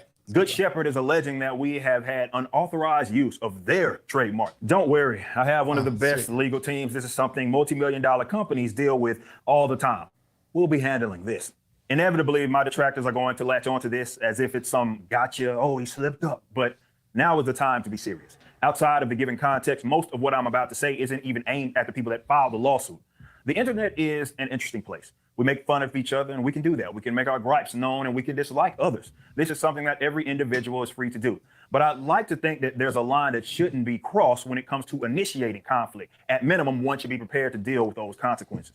I certainly am. This has real-world implications, and because livelihoods are potentially impacted, I must take this seriously as the owner of this company. What we have right now is a textbook example of gay ops. Not too long ago, there was an accusation of false flagging, and I'm going to show you an example. You say gay ops? That's what it sounded like. I think it was. Fair use. Let's set the scene. There's more than likely some reference to me before, but a fat person by the name of Vito really ramped up his public hatred of me at the launch of the Rippaverse last year. Do you know of the riff that he's talking about here? Vito. Oh, that's the guy with Dick. Dick Masterson. Yeah. Yeah. Do you know? Yeah. So do you watch that show? No, I don't watch the show, but Eric July is our guy, and he's pretty good. Right. And so Dick Masterson, I did watch his show, tried to watch it once when Top Lobster was on there. I mean, people could say whatever they want about this show, but it was unwatchable to me. He brought in Top Lobster, he held him off, And then when he had him, he didn't bring him his video in. He just had him in audio like a phone call. But Top's in there. And then he was like, kept stepping over him. And he's bald headed worse than me, like back to here. And then has like mangy hair. It's gross. And the other guy's fat. And I don't usually say stuff about people's looks, but I mean, come on, people. And I know people love him. I mean, I know Ricada does. I know our boy Leighton does. I just didn't find him humorous or funny, and he shit all over Top Lobster, who's funnier than him. That's actually the problem. He had Top Lobster on, who was doing bangers, and this guy was like didn't understand them, and so yeah, right and there, I wrote I'm like, okay. half of Top Lobster's material for that appearance, so I mean that's why it was great. But yeah, Dick Masterson is, I don't know, he's mediocre to me at best. Okay, let's back up a bit. You can be whatever you want. So evidently he doesn't like Eric July. He made fun of him. He said, I wouldn't watch your shit. You know, it's a stupid comic. I don't get comics, so I don't really care, but good for Eric. I know people like him, and he's making a lot of money on it. So you have to be reaching out beyond just his audience, right? Because you're not going to make like $3 million, bringing in $3 million just from the libertarian sphere. That's just not going to happen. Hey, give Josh some hope here. Anyway, so this guy reviews it, shits on it, and then just goes over Eric. And he does, and I don't really care. You know, you can not like Eric's work, perfectly fine. Like I said, I'm not even reading it. At least this guy is reading it. It seems like he's made quite of a. He's trying to make a career out of shitting on Eric, though, which is something I don't understand. Right. So we'll go. Anyway, let's keep going. Then, very frequently, this person has made a point to speak negatively about me and this company. Oddly enough, his friend joined in. Once I publicly rejected the opinions that were masked as a review of ISOM #1, he ramped up his public down talking. He can word it as if I'm the one tripping at the criticism, but having his opinion be dissected and then be discarded may have hurt his feelings. Since then, I've had several other things, very interesting things that have been levied at me, and we've collected the receipts on those. I can't give you everything. But this is how the internet works. So talking noise isn't a problem. There are drama farmers out there. They need to conjure up things. Some may consider it to be admirable that they have to talk about me to get the most engagement. But what happened out of this is what you'll take exception to. You may be thinking, why would something like this happen now? We are 2 books in and a full year removed from the launch of the Rippaverse. This may have something to do with it. In this lawsuit, they allege July Ripper's accusations have caused actual confusion. An example of that actual confusion is shown in the following highlighted copy of an unsolicited email from a third party in which the sender specifically mentions the identity of the trademark ISOM and the cross on the hero's belt. They then show this email from some guy named Obtuse Gnome that was apparently sent to them. In it, a guy claims that he is a journalist by the name of Roy. He concern trolls pretending like he is doing a story of our success. After acting as if he loves to see this, he states, I would be curious to know when the decision was made to make a comic book character using the same name as the International School of Ministry. Has Mr. July received any funding to aid him in the creation of superhero ISOM? Info on the choice to have ISOM have an image of a cross on his belt. What we can hope to see with continuation of ISOM on his journey to rescue Jasmine from prostitution. And if you could, the amazing choice to offer the buyers the option to donate a copy of ISOM #2. He then says, I thank you so much extending your trademark name in such a unique way and the creation of a new superhero. It is apparent that this person knew what they were doing. They were attempting to encourage a baseless lawsuit. But look again at the beginning and the end of this email. This person claims they were journalists for TDS News and TPBITU. Those obviously stand for the show of the 2 individuals, the Dick Show and the biggest problem in the universe. So is there actually a connection between the 2 individuals and this person that sent this email? Well, let's discuss. This person goes by the name Obtuse Gnome in their email. There happened to be a Twitter account under that same exact name that has since been suspended for Lord knows what. This account used to tweet constantly at me and about me, and he only popped up after these 2 individuals kicked off their hatred of me. Here's an old screenshot from when the account was active. A new account has popped up under a similar name, profile picture, and what do you know? Look who the first 3 accounts are that this person followed. Surely it's just a coincidence, right? It gets worse. Back in July, we announced that we would be working with Comic Books for Kids, an organization that has tasked itself with getting You following along? Yeah. Okay. Comics to kids. Any questions? No, this is getting interesting. I'm finding out. And it seems like this is an operative gay op, fat gay op. As to be expected, these 2 attempted to delegitimize our efforts and made some very bold accusations that we have receipts on.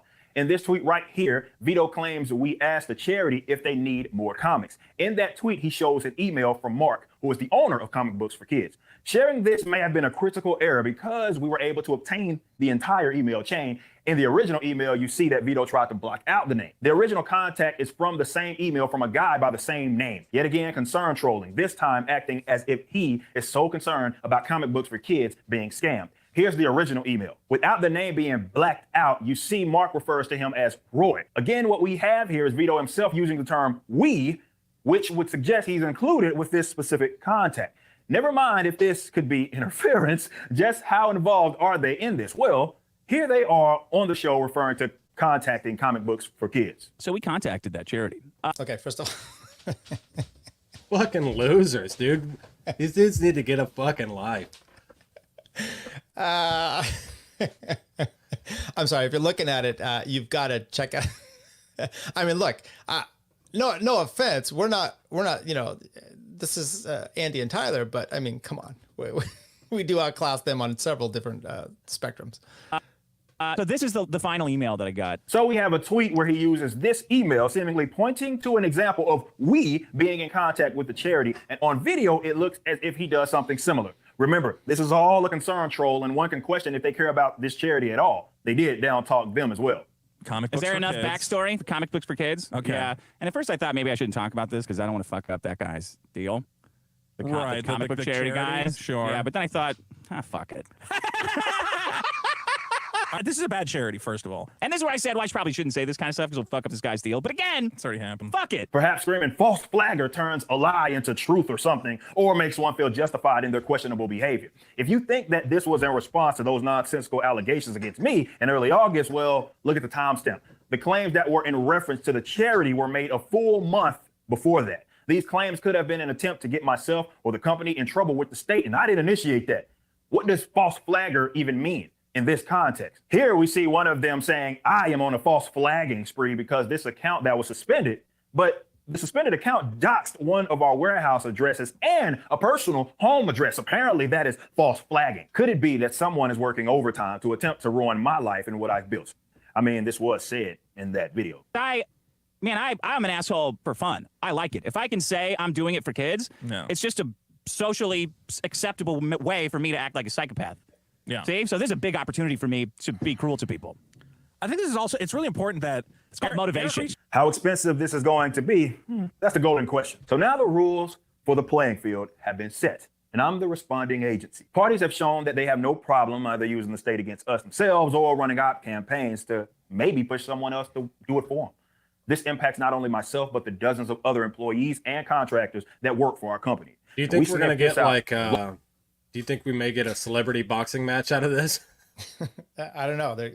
That's a horrible pause. Sorry about that, Eric. Long time ago.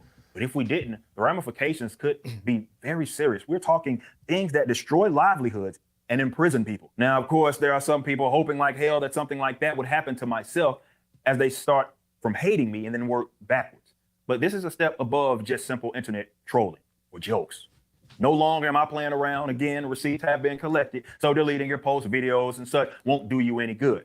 Just understand that we will be acting accordingly. It's what you wanted after all. We don't need to run a crowdfunding campaign quite yet. You know where to find us and how to support us. We know you will keep rocking with me and the people that depend on what it is that we've built. Until then, about this specific thing, I'll be moving in silence. We ain't going anywhere. Well, there you go. So seems like a pretty frivolous fucking lawsuit here. It started by someone who's connected with the Dick and fat guy. So if you look at the Dick show today, he did a whole Isom versus Eric July lawsuit. So he was and I started to watch it. And I know he's not an attorney, but he's very opinionated. So he's like, look, so let me just, that email, if you read through the actual complaint, this Isom, this missionary group or whatever, they're saying, look, part of their thing is there's confusion out there, and people are thinking that they're dealing with us, but they're actually dealing with Eric's company or vice versa. So their proof of that in their own complaint is that email that he showed. Well, that's their buddies or them sending this email to this company, thinking that they're, trying to troll them in a sense. So Eric's point is this company got trolled into filing a lawsuit because they got tricked. Now, Dick Masterson, he's like, Eric's claiming that their attorneys got tricked. He's like, that's such bullshit. Attorneys never get tricked. He goes, I have plenty of attorneys. They would never file. And I'm like, are you fucking serious? They will take a case. If you're paying them, they will file a case. You know, often you look at something, I'm telling a client, look, I don't think you want to do this. And they're like, I want to do it. And I'm like, okay, fine. We're going through it. Was Hillary Clinton an attorney? Yes. So anyway, this guy's never heard of frivolous lawsuits. They're out there all the time. I mean, I even think the one that, not Chernovich, but Schlichter did for the Australian chick that was with, remember she had the show with the guy that now, God damn it, everything's Elijah Schaffer. And she was on his show, and then they claiming sued sexual harassment. Yes, the Blaze. And if you and I've watched several different people break that down, and they're like, this is horrible. I can't believe, you know, she would ever even do this. I mean, even her own exhibits like almost, you know, show that she's like doesn't have a case. So that happens all the time. So this guy, you know, thinking that they wouldn't get tricked into it. The proof is that they put in their thing an email where they're like, people are confused. Well, that's the trick. Ooh. Which people are confused. Oh, it's you guys. You guys did it. Now Masterson, I don't know. He tends to think, and it could be right, which is this email got out there. Maybe it was one of their fans going too far. It's a shitty thing to do if you're trying to ruin someone's business in a sense. And that looks like to be the case. Now these guys, yeah, but they're yucking it up. They're enjoying it. Is the thing? It's like they're yucking it up, but they also said in a tweet, as if we did this. So they're taking some sort of ownership of it. That's not good. Is this tortious interference with someone's business relationships? It's going to be hard to prove that, but that's kind of where you're at here. So I think this, anyway, I don't know if the trademark is going to go. I mean, it's like, you're a lawyer. Yes. Does Eric have any potential avenues of recourse against these guys? I mean, I don't know if it would just be just as frivolous, but some interesting things may come out in discovery. Yeah. So you know what? So that's a point, which is sometimes look, we have this all often, which is there's a deadline, statute of limitations. You have to file something within a certain amount of time or you lose your right. So often you file a lawsuit immediately, you know, so you preserve that. And you can then file an amended complaint to make sure you're making it a little bit more buffed up, or you know you're trying to go through discovery and get some of the info. That could happen. He could file against these guys for tortious interference with their business relationships, and basically you can't just go out and try to ruin someone's business, you know, for nefarious reasons. And that could be a claim for that. I think it would be bad. I wouldn't advise him to do so. I'd just be like, these are internet trolls and they're doing their thing. And it might be where it's one of their fans doing it. Yeah. But I mean, either way, it sounds like these guys are somewhat involved to some degree. And if they're not, they're still just being fucking cocksuckers about it for no reason. Like, what? Can these guys not move on from Eric? Like, but that's how they get their clicks, is off of, you know, that's a lot of work too. That's a lot of work. I mean, like for us, an example, Hannah Cox, super cringe. We watched her show, but we're not like sending emails to Fee. We're not even, I'm not, I've got him blocked, you know, well, she's blocked me too. So I'm not even like tweeting, right? And these guys are like sending emails to company. I mean, they're doing a lot of work. That's a heavy lift. Yeah, it's a very homosexual behavior. Right. Not to mention the hair. So anyway, that's what we have. So it would be interesting to go through the actual complaint. Yeah, the filing, and just with Consala, who does this. I don't do it. I mean, you know, or another attorney that does that kind of stuff, and we can talk to him about it. But yeah, I have to get him back on here if he'll tolerate us. Yeah. So anything else? You still wanting to go, huh? I'm not in a hurry to go. Pull it up. Okay, let's see what else we got here. Do I have anything, Vivek? Let's show this. Hang on. Let me get it to the right spot. So you know our chick, that's not real chick? Yes. Okay, so evidently she was, I think this is the same time at the talking with the police, and they were talking to her. This is probably at the airport, probably after she came off, and here's gentleman that you allegedly made contact with. Okay, he's choosing not to press charges or anything like that. So just please be considerate, okay? Here in the state of Texas, if you touch somebody that's unwanted, okay, it's considered a Class C assault. You could go to jail for it. You could get ticketed for it, okay? I can tell you're already having a bad day. We're not trying to make it any worse. So, whenever you get out of here... My dad's a cop. You, dude. Okay. Well, do you have any questions for us? No, absolutely not. Okay. I'd like for you to get the out of my face. Okay. Well, you have a nice day. You too. Gentlemen. God, she just keeps getting hotter, except for the fact that she's a coal burner. But yeah, is she? Yeah, it came out pretty much once she revealed who she was. But do you think they got to her? Who's they? You know who they is. I find it is interesting that she, then puts out her own thing, and people are like, oh, she's not real.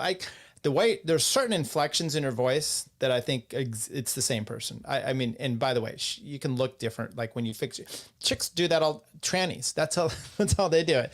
They put makeup on, they sit on their floor, they have ankle jewelry, and they look completely different than they did on the plane, freaking out. So yeah, I think it's the same person, but they think that somehow she's acting different or something. But you and I both know that women love attention, and she can pretend like she's sorry about the whole incident all she wants, but she's enjoying the newfound attention more than... Oh yeah, she's gonna profit off it. And it's like we always have, women do this, simps are out there to pay them, and it just works. So it'll happen. And she could go either way with it. She could lean into it and be like, I'm the you're not real chick, or be like, oh, I was having a bad day, and this is just what happens when you have a bad day and you go viral. It could happen to anyone.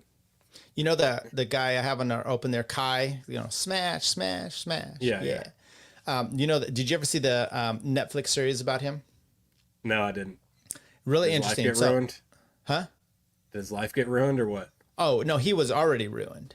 So, okay, cool. Yeah, so there was a reporter is in Stockton, I think, that it went down there, and that was the guy filming him, so he ended up having his number, and then Kai, blew up. So everyone wanted him, and they were going to do a reality show. He got on Jimmy Kimmel, and this guy was kind of helping him.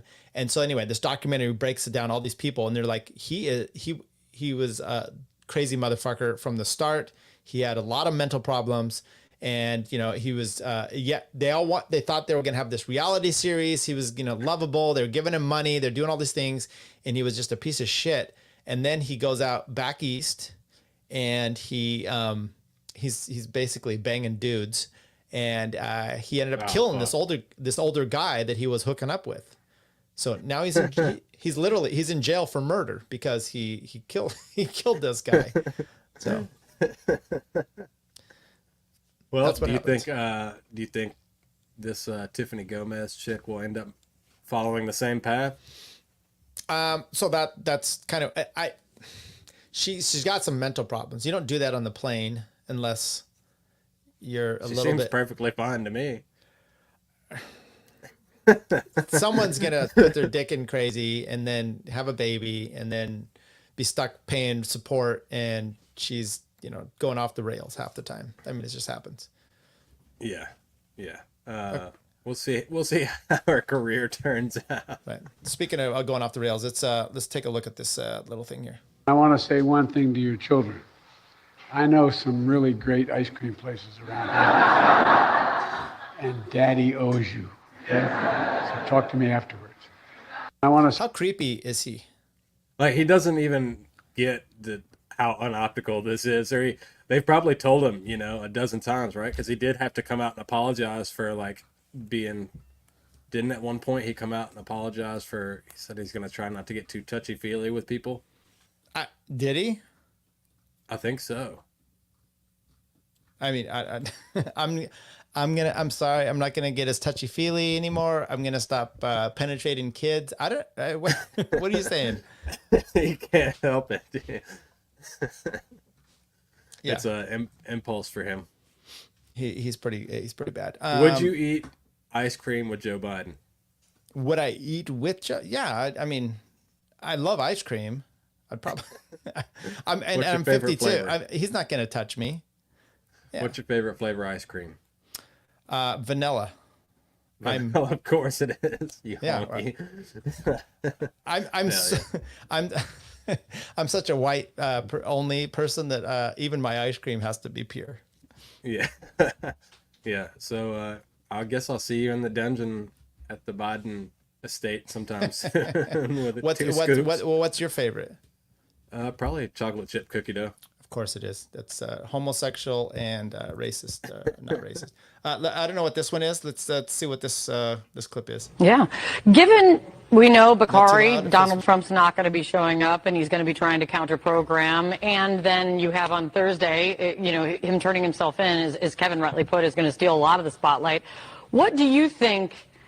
Because I know you are always in the business of giving advice to Republicans. What do you think a win looks like on the debate stage tomorrow? Yeah, they don't listen to my advice, though. Goodness gracious. So, look, I think there are a few things. The first is that I somewhat disagree with my friend, my colleague today, about who has the most to lose and the most to gain, and that being Ron DeSantis. And the reason being is because we actually have DeSantis' work product. I mean, Ron DeSantis got mollywopped in the debate by Andrew Gillum, and he got destroyed by Charlie Crist, and I'm not sure Charlie Crist is anybody's example of what a glowing political candidate should be at this stage in his career. And so we actually know how he debates and how poorly he debates. For me, I think that it's kind of going to go South Carolina, meaning Tim Scott and Nikki Haley with the most upside, then Donald Trump, even though he's not there, probably having an opportunity to win the debate. And then the third tier is going to be those individuals who actually have some fortitude, who stand up against Donald Trump. And those two individuals right now are only Asa Hutchinson and Chris Christie. So I think those are the three tiers of individuals who have an opportunity to win tomorrow night. And just for the record, Donald Trump's counter-programming is horrible. I don't think anybody's going to be watching Tucker Carlson on Twitter or X or whatever it's called now.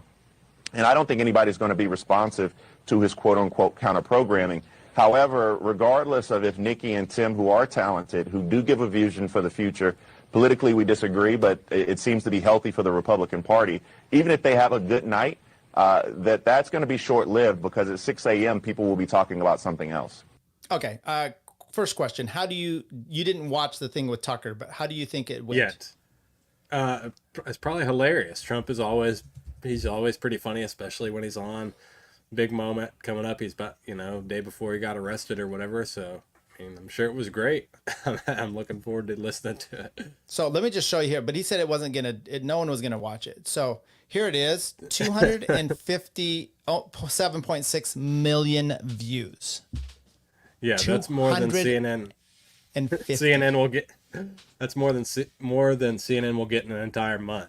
That is crazy. That's how bad these guys are. Of course, it was going to be viewed a ton of times. Well, I'm just glad that we got a guy named Bakari giving us, the approved 3x5 card opinion here on the GOP debates.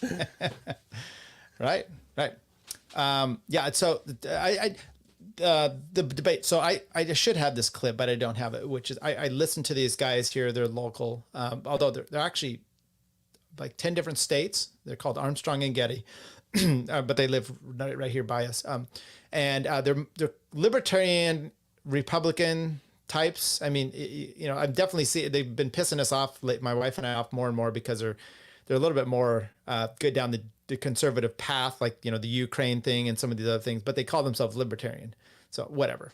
The point is, he made a great point the other day. They talked to Brett Baer before the election, and they didn't really bring this right out, but they tried to say, hey, you're Fox News. This is the GOP debate. Are you going to ask questions that are kind of like the Republican voters want to know? Or are you going to ask the ones for liberals?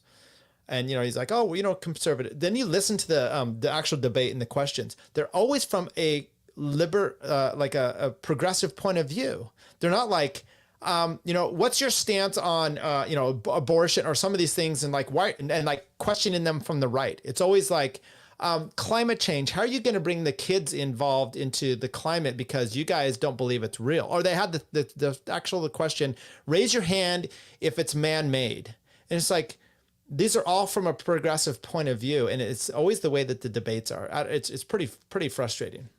Well, I mean, until the Republicans get tired of progressive framing, nothing's going to change. I mean, they seem to enjoy that. So, yeah, I don't know. I mean, we're still talking about the radical Republicans of the 1800s, you know. So this is party Magoo, of Lincoln, who had a birthday yesterday. Happy birthday! Happy birthday!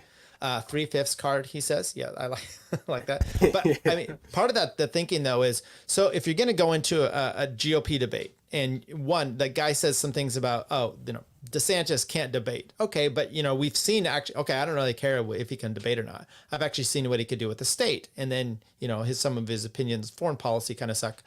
So I don't really need to see him debate, and it's such a what we talked about before. Who can be the better wrestler, right? Appearance wise, yeah. Which crap. So when Tucker Carlson gets almost 260 million views, that's insane. Does it really matter what the debates are anymore? No, because Trump is the better wrestler than everyone who was on that stage. But you watched the Tucker Trump thing. You watched all of it? I did, yeah. What'd you think about it? Pretty good? The problem is Tucker, it was good, but it was more entertaining. And for me, I'd be like, can someone, especially from the right, start pushing on him? Like, let's talk about this vaccine bullshit. Tucker will go off about that, and then he gets him on his show, and the only time you push back is like, no, ADA? What's ADA mean? That's like, okay, really, that's what you're gonna do? So I was disappointed. But that's why we like Trump, is for the entertainment, and we don't really give a shit. Yeah, people could care. Like, Trump could go out, like, he started all the vaccine shit, had Fauci on TV every day and shit, and people are still gonna vote for him. So, I mean, what does that tell you? Right. Let's this what they call JIP, Join in Progress. Let's just take a little look at this and see some of this. You would a top show in television on NBC. But you don't feel the need now running for president to do television, obviously. Do you think television is declining?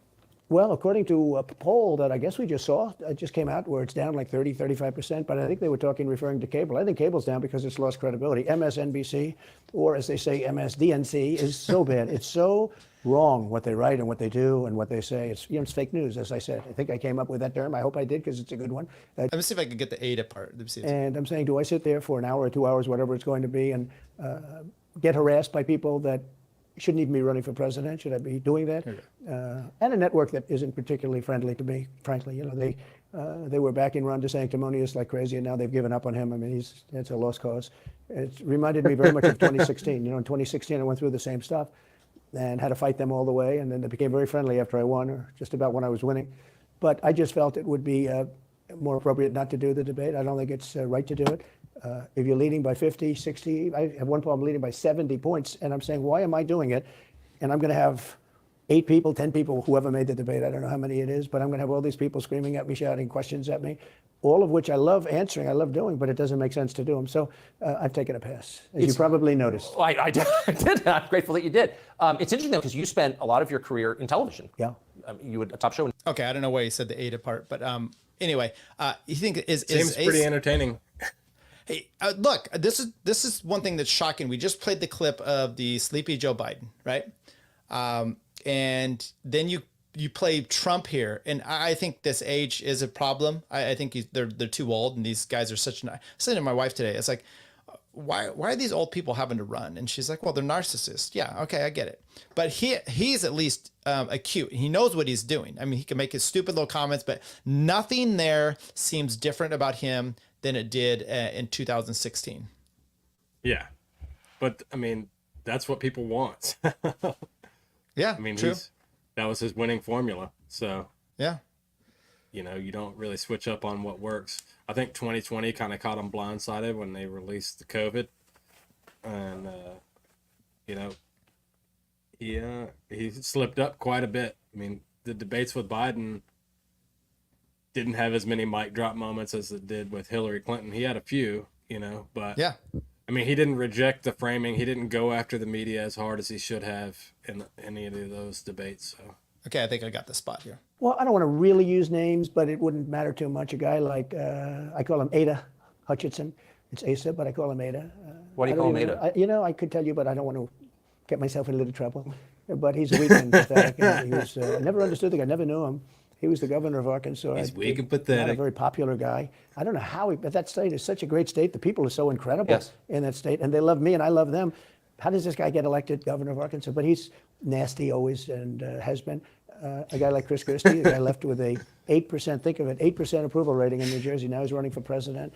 And he runs solely on the basis, oh, let's get Trump. He's like a savage maniac. He's like a lunatic. And that's all he talks about. His poll numbers are very, very low. He's about 2%. What's he like? You know him well. I've been friendly with him over the years, but I couldn't give him a job because I just never trusted him very much. I was just never one of his people that. By the way, this is the first time that he's that him and Romney that you've actually made a good hiring decision, because you hired some of the most horrible people in your cabinet for the whole time. Part of the problem you're even there is because you hired such horrible people. Chris Christie was the one. You know, it's probably just his weight, and honestly, I'm fine with that. Really trusted him. I never gave him the job, and that's one of the reasons he feels so hurt and so betrayed. And I understand that. I really do. I understand it, but I never gave him. You know, he wanted to be different things. He was looking at different elements of the administration, and we decided. I decided I didn't want to do it, and now I'm glad I did, because you see. But you know, we had some great people. I had. You might as well have. You had John Bolton in there. I know. It's so stupid. Yeah, so it's a good interview. I love watching Trump just trash these people nonstop. Right. So it's entertaining. And so you know, we talked last week about the LNC, you know, and they're coming after Jeremy Kauffman and the LPNH. And you know, I made the comment about how Trump is this lightning rod. And I still get, you know, Jeremy was on with Ryan Long's buddy Danny, someone, low value male, I think is what his podcast is, and it was actually pretty good, and I enjoyed it. But I still think that there is a place that shouldn't, like that Trump isn't tweeting out from the RNC. This stuff he does, he tweets out from himself, and I do think that that's a difference. Trying to tie all this in here. What you still? Yeah, I mean, I don't know. Like, I think the LPNH should keep doing whatever the fuck LPNH wants to do. You know, some of it I like, some of it I don't like. You know, they instantly turned around and started promoting gay and trans shit after they kind of got a slap on the wrist. I didn't have a problem because it was it's the abortion thing, right? Safe, rare, and legal, or something like that. And so they made some sort of comment about trans being rare, safe, and legal. Yeah, but they should just go hard and say, you know, in New Hampshire, if you're trans, you're going to prison. Okay. I don't know, like why even? That's, to me, it's like accepting the framing of it. You know what I mean? The problem with that is there's too many ambiguous male and females that they just put in prison because they just could be trans and trans adjacent. Maybe you would be in there. Justin O'Donnell would definitely be in there. Hey, nothing wrong with Justin O'Donnell. Justina. So I guess that's where we. Anything else you have going on? You want to talk about? Did you see Did you see any of the leaks or whatever that came out? Do you care about any of that? Oh, the LNC leak stuff? That I guess the Fakertarians put out. Once again, it's them. I just don't really care. I should probably check into this stuff, but it just doesn't. Yeah, I don't blame you. I don't care either. I mean, what does that mean? Oh, you know what? Now you're right. Now I believe in open borders. Okay. Yeah. But that's the same thing with the RNC and the DNC stuff too. Like when I told you I was on that Spaces, the big one about Hunter Biden, his family law issue, and I was talking to a bunch of people, thousands of ones in there, and they were all against Hunter Biden, which totally understand. But then they're like, oh, this is going to bring him down, and there's like, I'm like, okay, it reminds me of the days with the Bill Clinton. He's jizzing on this chick's dress. A Democrat isn't going to then vote for a Republican. It backfired. And it's kind of the same thing with Trump. You know, even arresting him, the left is like, aha, and it's like, I don't know. It might actually just backfire. Galvanizing. Yeah, it's just galvanizing. Spud wants to know what leaks. Basically, I guess there was someone. My penis leaks. Yeah, a little creamy discharge. Is it like a dark color? Because you might want to get that checked. It looks like otherworldly. like an alien of some sort. But I guess it was internal LNC stuff, and I didn't even check that. Maybe, I don't know. Maybe I know there's a accusation that Angela is like paying her husband. Michael Heiss paying himself. I don't know. I think that the worst thing is just they're not bringing in the money like they need to, and part of that is perhaps the Dave Smith promising he's going to run for president and then just kind of not doing it, fizzling out. Yeah, which I like I said, I probably respect him more as a dad for that. So I don't. I lost all respect for him. Yeah, exactly like ectoplasm. No, but as someone who doesn't give a shit about the LP, to me it just seems like new LP, same as the old LP. Yeah, could be. I don't know. Could be. Well, there's same a shit, different horse. Yeah, and it kind of goes back to what I was saying there. My friend Adam that was asking me like who's going to run, and I was like, it's going to be one of my Twitter friends. It's just like these Toad as an example. I love you, but you're not even in charge of people at work. I mean, it's not a real run, right? You don't want me running as an example either. I'm in charge of a small office. Okay, I tell people what to do all the time, but it's just not the same thing. You need someone who runs a company like Vivek. Unfortunately, I think that shows some massive leadership on a grand scale. That you can do something else. Clint Russell, who's made money, he had a small company as well, and I just don't think that does quite the same. You need, and by the way, I'd rather a big company type of leader than some sort of person in government. Yeah, definitely would prefer an outsider. But, I'd get up there and do a hell of a job, Tyler. I'd have two buttons, one for deportations and one for decapitations. And, depending on how you act, you get one of the buttons. Right. Spud says she'd be a benevolent tyrant. Possibly. Would you be like the guy that was on Parks and Rec where he's like straight to jail? You just have that guy going? Yeah. Yeah. Yeah. I would have more medals on my shirt than a fucking third world military general. You want to throw some more Trump stuff in here? Or not? Or are you done with him? Unless you want to, we can. I don't know. Well, let's just jump in the middle and see what's saying here. Okay. The boxes hoax. I'm covered by the Presidential Records Act. I'm allowed to do exactly that. He's not covered, and he's got 25 times the number of boxes. And he's got them stored in Chinatown. He's got them stored in a flimsy garage underneath his Corvette. I mean, it's just great. You just jump in a flimsy garage under his Corvette. I mean, do we know that he just trashed his house? That's what's so wonderful about this flimsy garage. Yeah. I'm excited to watch that. I don't want to watch too much of it here because it'll spoil it, but I am getting excited the more. Okay, let me just jip another one here. Because if you looked at what went on in Wisconsin, who, by the way, now agree with me, Wisconsin has been virtually, other than the fact they're not allowed to do anything statutorily, but Wisconsin has been, I mean, what they found is incredible. I mean, we won Wisconsin, but Mike Pence had the right, in my opinion, to send him back. Do you ever talk to him now? No, I haven't spoken to him in a long time. I was very disappointed in him. We'll just let that go. I'm very disappointed in. Okay. Spud says, I can tell that I would be squeamish about using power on my enemies. The GOP should take notes from me. Okay. I can tell you that I woulda not be. Okay. She woulda not be. It was that was a tough read, even for me.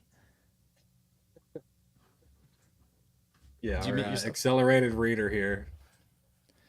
I have trouble reading them on like the computer like that for some reason. So let me see. Did I have one more? Vivek Truther. Da, da, da, da. I had one last time that I wanted to play. It was I think that's it. That's all I've really got. Gone 2 hours here, and you still haven't grown a mustache, so I'm disappointed. I'm as disappointed as we started. Right. Well, people, so just so you know, we do this on Spaces as well. So you can join in there. We've got a few people have come in and out.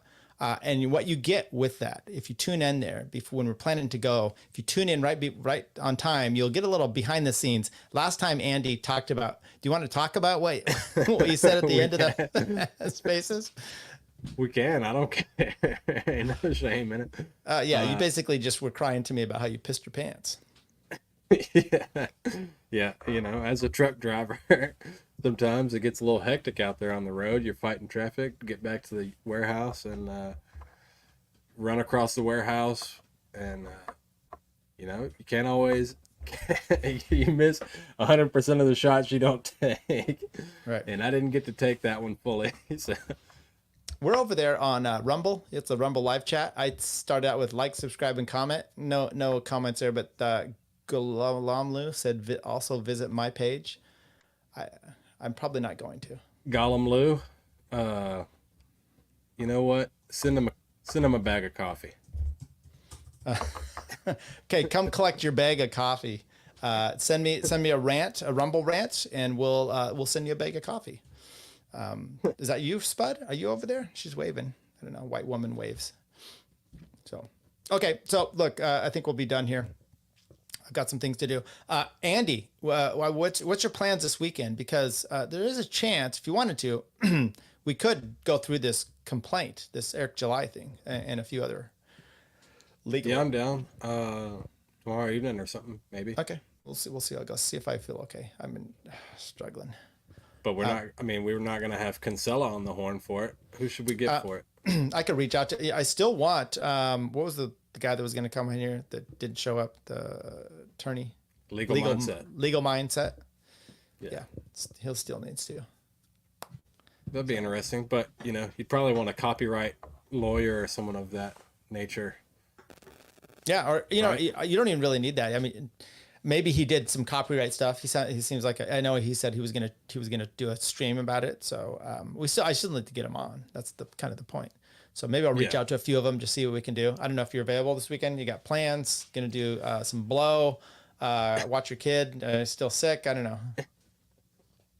No, I'm gonna take Emma to tomorrow to get her hair and nails done. Give her kind of a little spa day. Did you find a place for her? Yes, I did. Okay. Shout out to conservative influencer woman who I know lives here in Nashville that I told her boyfriend many moons ago said her boyfriend was gay and metrosexual. I don't know if they're still together.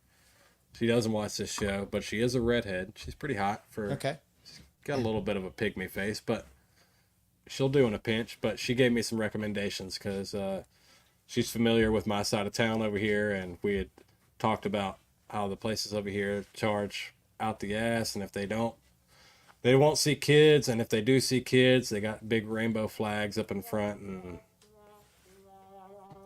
what's that for?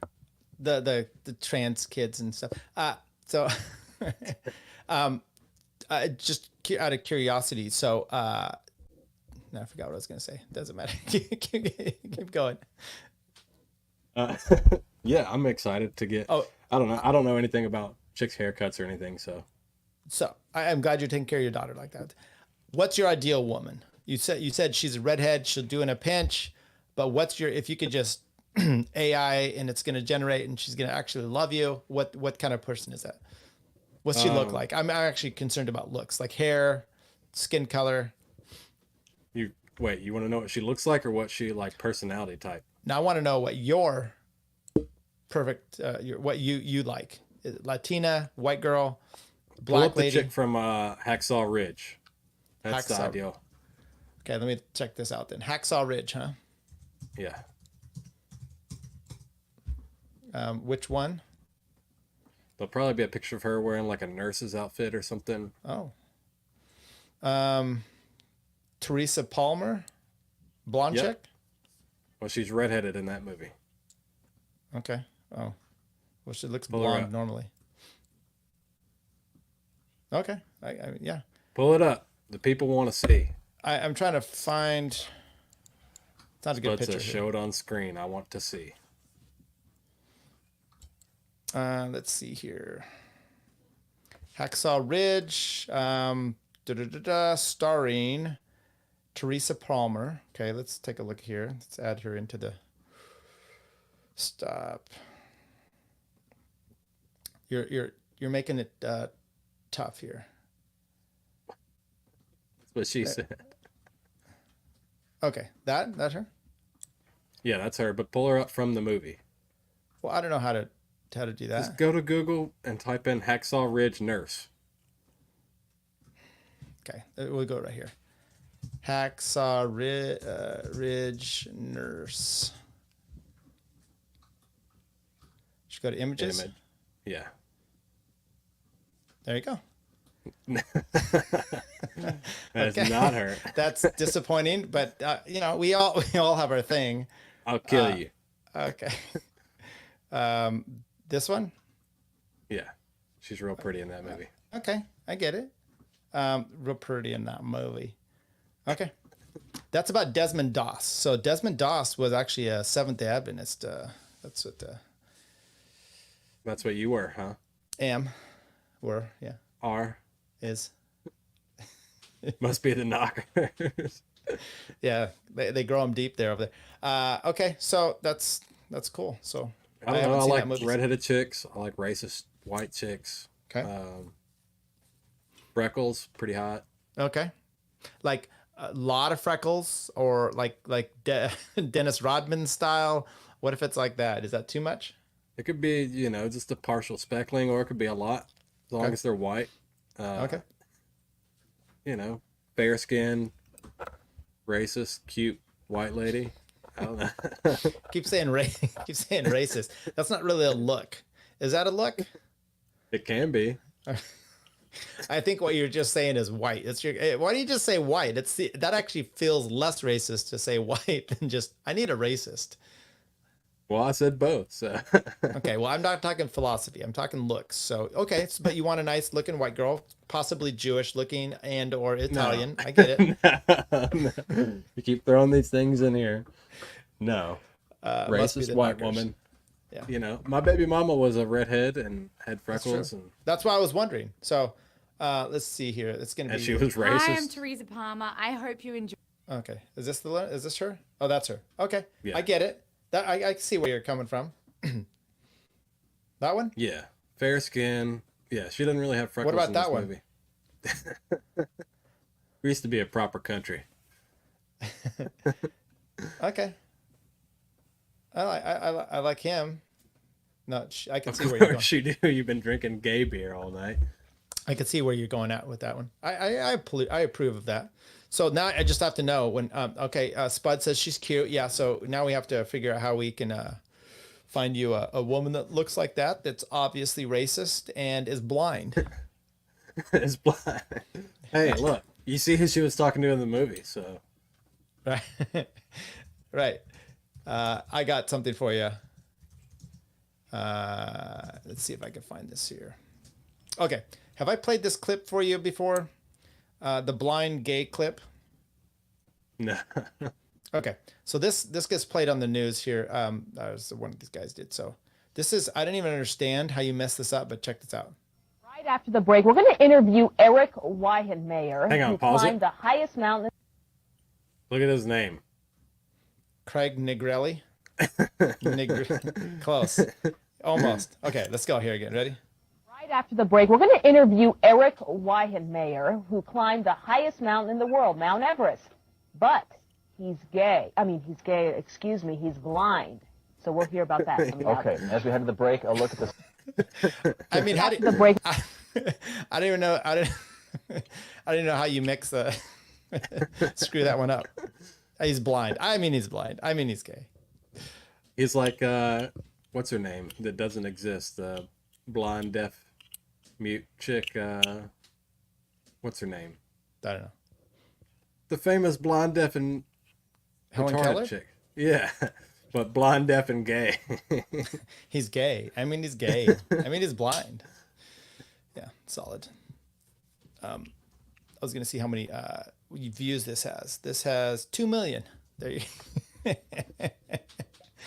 Yeah, Spud knows. Helen Keller. Yeah, Helen Keller wasn't real. Andy, once again, Kill Pod. Are we gonna? You want to do one next week? You good for next week? Should we just schedule it now? Next Friday? Yeah. Friday, Thursday, whatever works. Yeah. Okay. Friday's better because my computer's in Emma's room. So. Okay, folks, we'll try to do that. I will reach out to a few people to have as our special guest, and then the spaces. I think that's the way that they could come in too. So that's one way for people to do it. They can just go in there. We can have people talk, or they could come right on the show with how we've done it before. So come in the show. Say what? They can come in the show as well. Right, or on. And next week I want you to pick some music for our intro and outro. Okay. All right. Because this week I picked, I don't know why, I picked the Cure, good old stuff from way back. Hillbilly shit, so.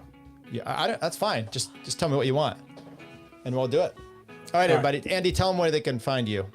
You can find me at MajTuray999 on Twitter. Solutionaries, appreciate you guys tuning in. We're going to get more guns in the hands of black felons, and they'll be coming to a neighborhood near you soon. Right, they're probably already there. Most of our people are not in the affluent neighborhoods, Andy. Tyler Yankee, TYLRJ Yankee on Twitter. Follow us both there. Check out our Substacks. Like, subscribe, do all the things. Get us over the hump, whatever that hump is. Go over to Top Lobster and those guys and harass them. Oh yeah, shout out to Liberty Lockdown Clint. He's going to be guest hosting my 50 follower appreciation spaces. I'm reaching a real milestone on Twitter of getting 50 followers. So hey, what how do you judge yourself? By the number of followers you have on Twitter, or that you're not a piece of shit in real world? Because there seems to be, it's only one or the other. I'm a piece of shit in the real world, and I have no followers on Twitter. So I'd say I'm doing pretty good. All right. Who is the first person you followed back today? Yeah, you bitch. It was me. Out. Okay, I'm leaving now. Bye, guys. But she's back. And now. Chick-fil-A is completely overrated. It's not that good. I prefer Zaxby's. I prefer Popeyes. Takes a tough man to make a tender forecast, Nick. And I guess that's me. Keep fucking that chicken. Should I vote for Dick Cheney on the Libertarian Party? Do I have an obligation to vote for Dick Cheney? I would say so. Yes. Did it work for those people? No, it never does. I mean, these people somehow delude themselves into thinking it might, but it might work for us. That one dude was like, not a podcast. I can't find it anywhere. They don't have video. Oh, yeah, Peter Janke. Yeah. Yeah, I blocked him. I'll do it. If he unblocks me, I'll... He'll buy your shirt if you unblock him, Bert. He's a wigger. Yeah, nothing cooler than a 49-year-old wigger. I just started live streaming. Cut me some slack. I'm pretty high tech for a boomer.